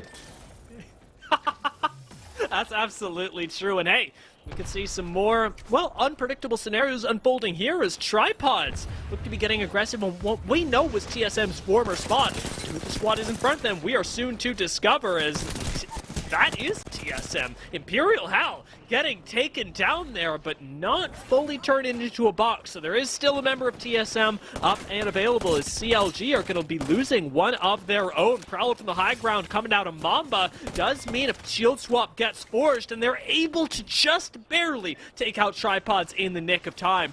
Burholst, meanwhile, picking up a kill of their own and still alive in here despite the fact that they are surrounded by members of CLG. Hal crawling over and may still be resable. Reps, unfortunately, has turned into a box for now, but this res is going to go off, and I don't see anyone pushing this just yet. It's going to be coming in a little bit late as Verholz does take the 1v2, finding the crack, but not allowing anything that Imperial Hal could follow up on. Instead, coming around the back, he does find that extra bit of damage. He's taking this fight with 10 HP! 10 HP T-squared, and Hal is still somehow making this close. They may have helped him out by giving him an armor swap there for free. He needs all the meds that he possibly could get. Unfortunately, you can see no batteries, no major meds in terms of health meds. Has that gold mag wingman reloading in his back pocket, but what an absolute monster Hal is, putting on an individual clinic right now.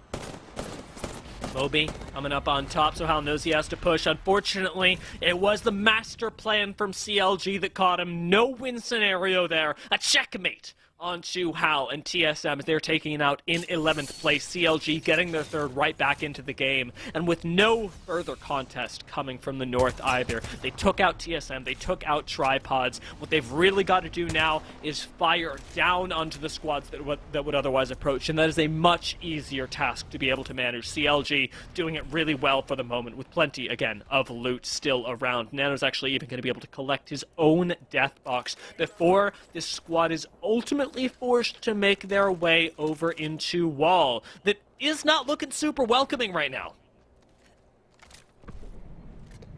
CLG definitely in contention for first place if they can continue to put in some extra kill points. They're going to obviously be trying to catch up to G2, who was eliminated early, so that team is definitely out.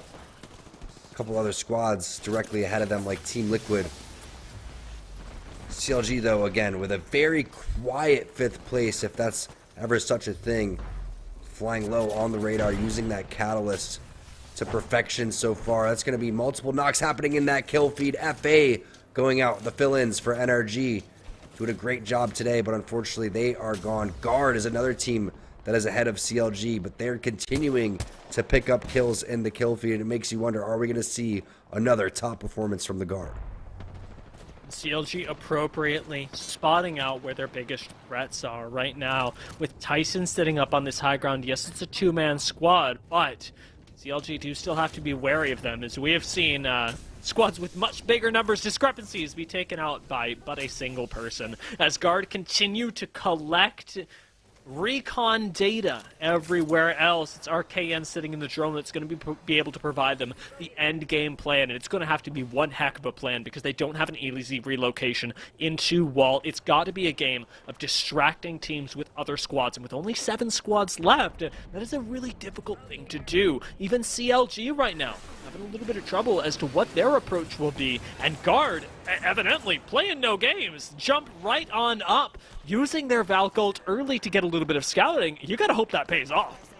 That was smart. I like that idea. They're going to find out where all the teams are. You asked for data, now you're getting data. We also have the data miner for Dark Zero in the chat. That's PvP. Shout out to PvP. Tyson going out. They're going to find the duo on over towards the side, and Guard sitting pretty in first place with 57 points. They know TSM's out.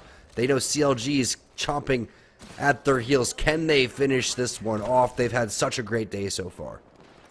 It's so tough because Guard would love to take out CLG right now. 6 teams left. You need all the KP you can get. But, Nano's overextended, and suddenly that option is open to them. Frags are flying in, and Keon, even without shields, feels confident enough to push up, though the ring is closing in, and this is the risk of that fight. Even Rambo's had to swap out to just the blue shields for right now, and Guard are going to have to play the low ground around the outside of this building. So the rotation has to be as late as physically possible, and that EMP will have to buy them all the space in the world to be able to do so. 15 seconds left, a little bit less than that till Guard have to move, and I'm not hearing shots. I'm not seeing knocks on the other side. Could it be that everyone is looking at Guard as they come around this corner? RKN gonna spot it right now. They all get scanned from this building, but somehow Rambo's made it in alive. Dark Zero not pushing this yet, but Zero goes forward, and the rest of them are going to follow. RKN down, Rambo down, Guard surely going out now as 5 squads turn into 4, and 3 as Intel and Guard both fall simultaneously.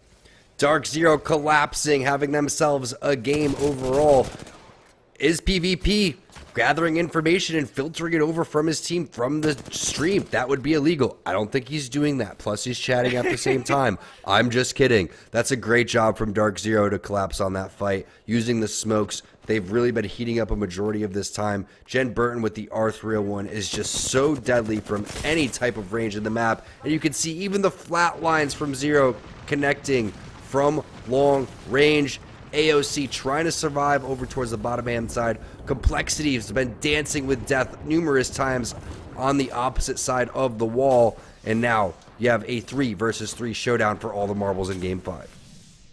I mean, Complexity may just be regretting not taking out Dark Zero earlier when, again, remember, they outmaneuvered them, having taken down 2 for the price of nothing. And now Dark Zero stand poised to be able to take this game away. Really, it is AOC that get the biggest say in this. Who will fall first? Who will take on AOC first? Who have now been forced to relocate a little closer to Dark Zero. We know Complexity's on the push, and Monsoon, we know from the highlights that he is right on the flank right now. If Zero gets caught off guard, it could be the end, but instead, he's the one that turns around, dealing out 100 damage in the space of but a second, dipping back into the building for just that little bit of cover. Dark Zero will have to play this perfectly. They have to push AOC forward into Complexity. And right now, this Rolling Thunder may be just the thing to do it. Smokes are out. Dark Zero are managing to avoid all this fire so far.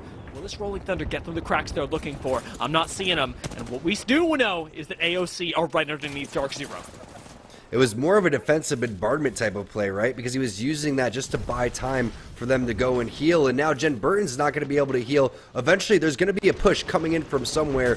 Where is the weakness in DZ's armor? Complexity flanking on over towards the side. Smokes everywhere. Reloads happening for Jen Burton so he can realize, okay, I'm going to eventually run out of heavy ammo over here very shortly. They're even passing gold helmets back and forth. There's no shot of ever taking on over towards the sky over here. Everybody has to remain grounded, and eventually they are going to take the high ground. Complexity down low. Monsoon taking a ton of damage, and it's the first knock coming in for DZ. It's a 2-on-2-on-3 situation. Complexity is looking healthy again. The fences are protecting them. Dark Zero, having taken this height, are now open to shots from all angles. They've lost 2, and Complexity have somehow navigated control of this. With 3 teams left, AOC still on the low ground. It's going to turn into an all-out brawl for the high as Monsoon, with that all-famous Mastiff, comes up once again, takes the fight, and Complexity gets sent to a win in the final game of the night. That is Monsoon at his finest right there. Just a little bit of a bait and switch with his teammates taking a ton of damage. A knock happening on the opposite side. Both players from DZ not really focusing on one player. They separated, looked on both sides of those boxes. Complexity just danced around, trying to survive on that fence line. They were able to do so. And then the big slide in with the Mastiff. Monsoon always putting in work with that shotgun, but you gotta give credit again to Complexity for a heck of a game. They were over there the entire time. They were using Newcastle, using Watson, using their defensive composition to perfection throughout all of that. But you know the comms were on point. Every time they needed to go and help one another, anytime someone got weak, they were able to do that. But that's why I love Monsoon on Watson. Not a lot of these players that are playing Watson have entry fragged as hard as Monsoon has, and he's basically doing that and distracting for Shiny and Lux to come in there and assist. And that's exactly what happened at the end of that game. 9 kills overall, 21 points put it on the board for Complexity. I mean, it really shows in their damage, and more so, T-Squared, in the way that they play. We called it out in the mid-game. Complexity playing chess while everyone else is playing checkers. And even in that end game where I thought it was going to come back to bite them, they still managed to use the threat of AOC and Dark Zero in the perfect way to navigate themselves. Looked like a very unlikely endgame win from the low ground with very little cover to work with 2 squads on either side of them. Complexity are one of the few teams that can manufacture a victory like that. And, as we illustrated, the final victory of the day. It has been an incredible day of Apex Legends here in the very first debut of Series E Season 6, and we've got plenty more to come. For more on how today wrapped up and what you can look forward to in the future, let's hear from Yeso. Hats off to Dia and T-Squared. Great cast on the day. Unfortunate we can't get that 6th game in, but just some server issues on the back end that we couldn't, are unable to resolve on our end. So we'll cut that one off and hopefully be back to a full 6 next week. But still, a hell of a performance from so many different teams today. 5 different winners in the 5 games we played, and it's Complexity with the final win here in game number 5, and they close it out strong. And I want to give credit to Dark Zero because, as I mentioned earlier, rough start for them, really kind of came into their own in game 3 and finished really strong. And I love the play from them catching the guard on that rotation into that final circle, and a very definitive and clean fight that goes in there. And it looked like maybe they were set up for the win, right? They had seemingly the safest position going into that final close of the circle, and they get up for the high ground with a good view on Complexity. But Complexity with the pylon down and did such a good job of pressuring Dark Zero off of that angle and getting a very key knock early, to where then all of a sudden, while they don't have the high ground, they had the numbers advantage, and they did a great job with it and pushed it through to a victory. Let's take a look at our final Mobile One high performance moment here of the night, and I imagine it's going to be a look at Complexity finishing things off. So this is where Dark Zero's at, right? They've got the wall to protect them. They've got pseudo high ground over these 2 teams, and they go up for even higher. They try to get on top of Complexity, but it's the pylon and a well-placed shield there from the side of Complexity. And now all of a sudden Dark Zero getting poked at from 2 different angles, and now they're in trouble because now both Team Aegon and Complexity have sight lines here. Complexity goes up for the push, and while Luxford is down, it doesn't matter. iShiny and Monsoon do not miss. The Mastiff cleans up the final kill there, and Complexity grabs the win. So really well played from them, and it's just the well-timed and key utility usage that keeps them alive here, because you can see Jen Burton has got the angle, hits for flesh, 142 on Monsoon, but it's that clutch shield from iShiny that gives them just enough breathing room to get Dark Zero off their back, get the little bit of a reset here, and then they go in, get the knocks, and finish off the game. I mean, Monsoon even here attempting a syringe at this point, because feeling like they have just such a safe position with that shield up, and they're able to clean it up. So just so well played here from Complexity. Really impressed, because they really have to walk such a fine line there with where the other 2 teams are placed to ensure that they don't just get instantly beamed, and it was very close, right? If Monsoon goes down there, if Jen Burton's able to get that knock, the end game here probably completely shifts, and maybe that's a Dark Zero win, but well done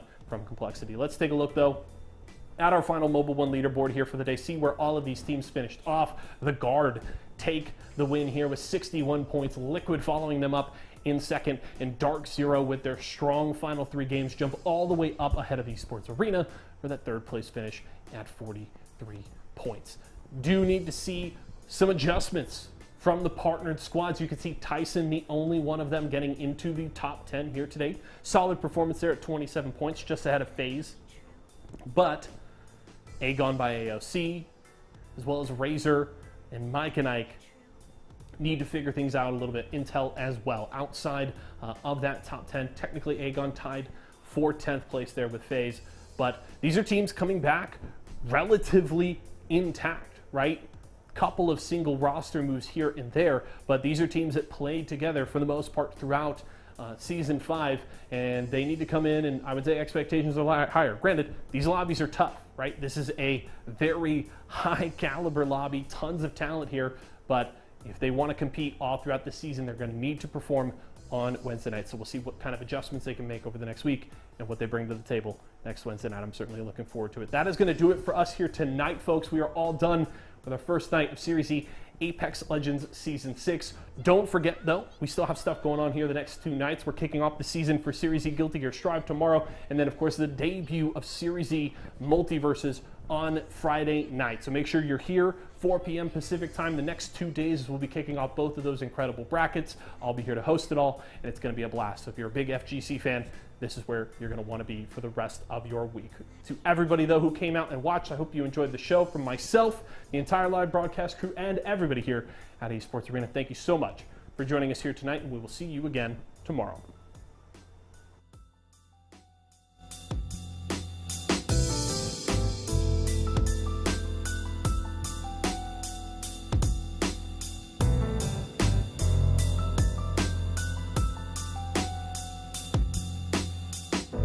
When people truly care about each other, their hearts grow so close, you can't tell the difference between them.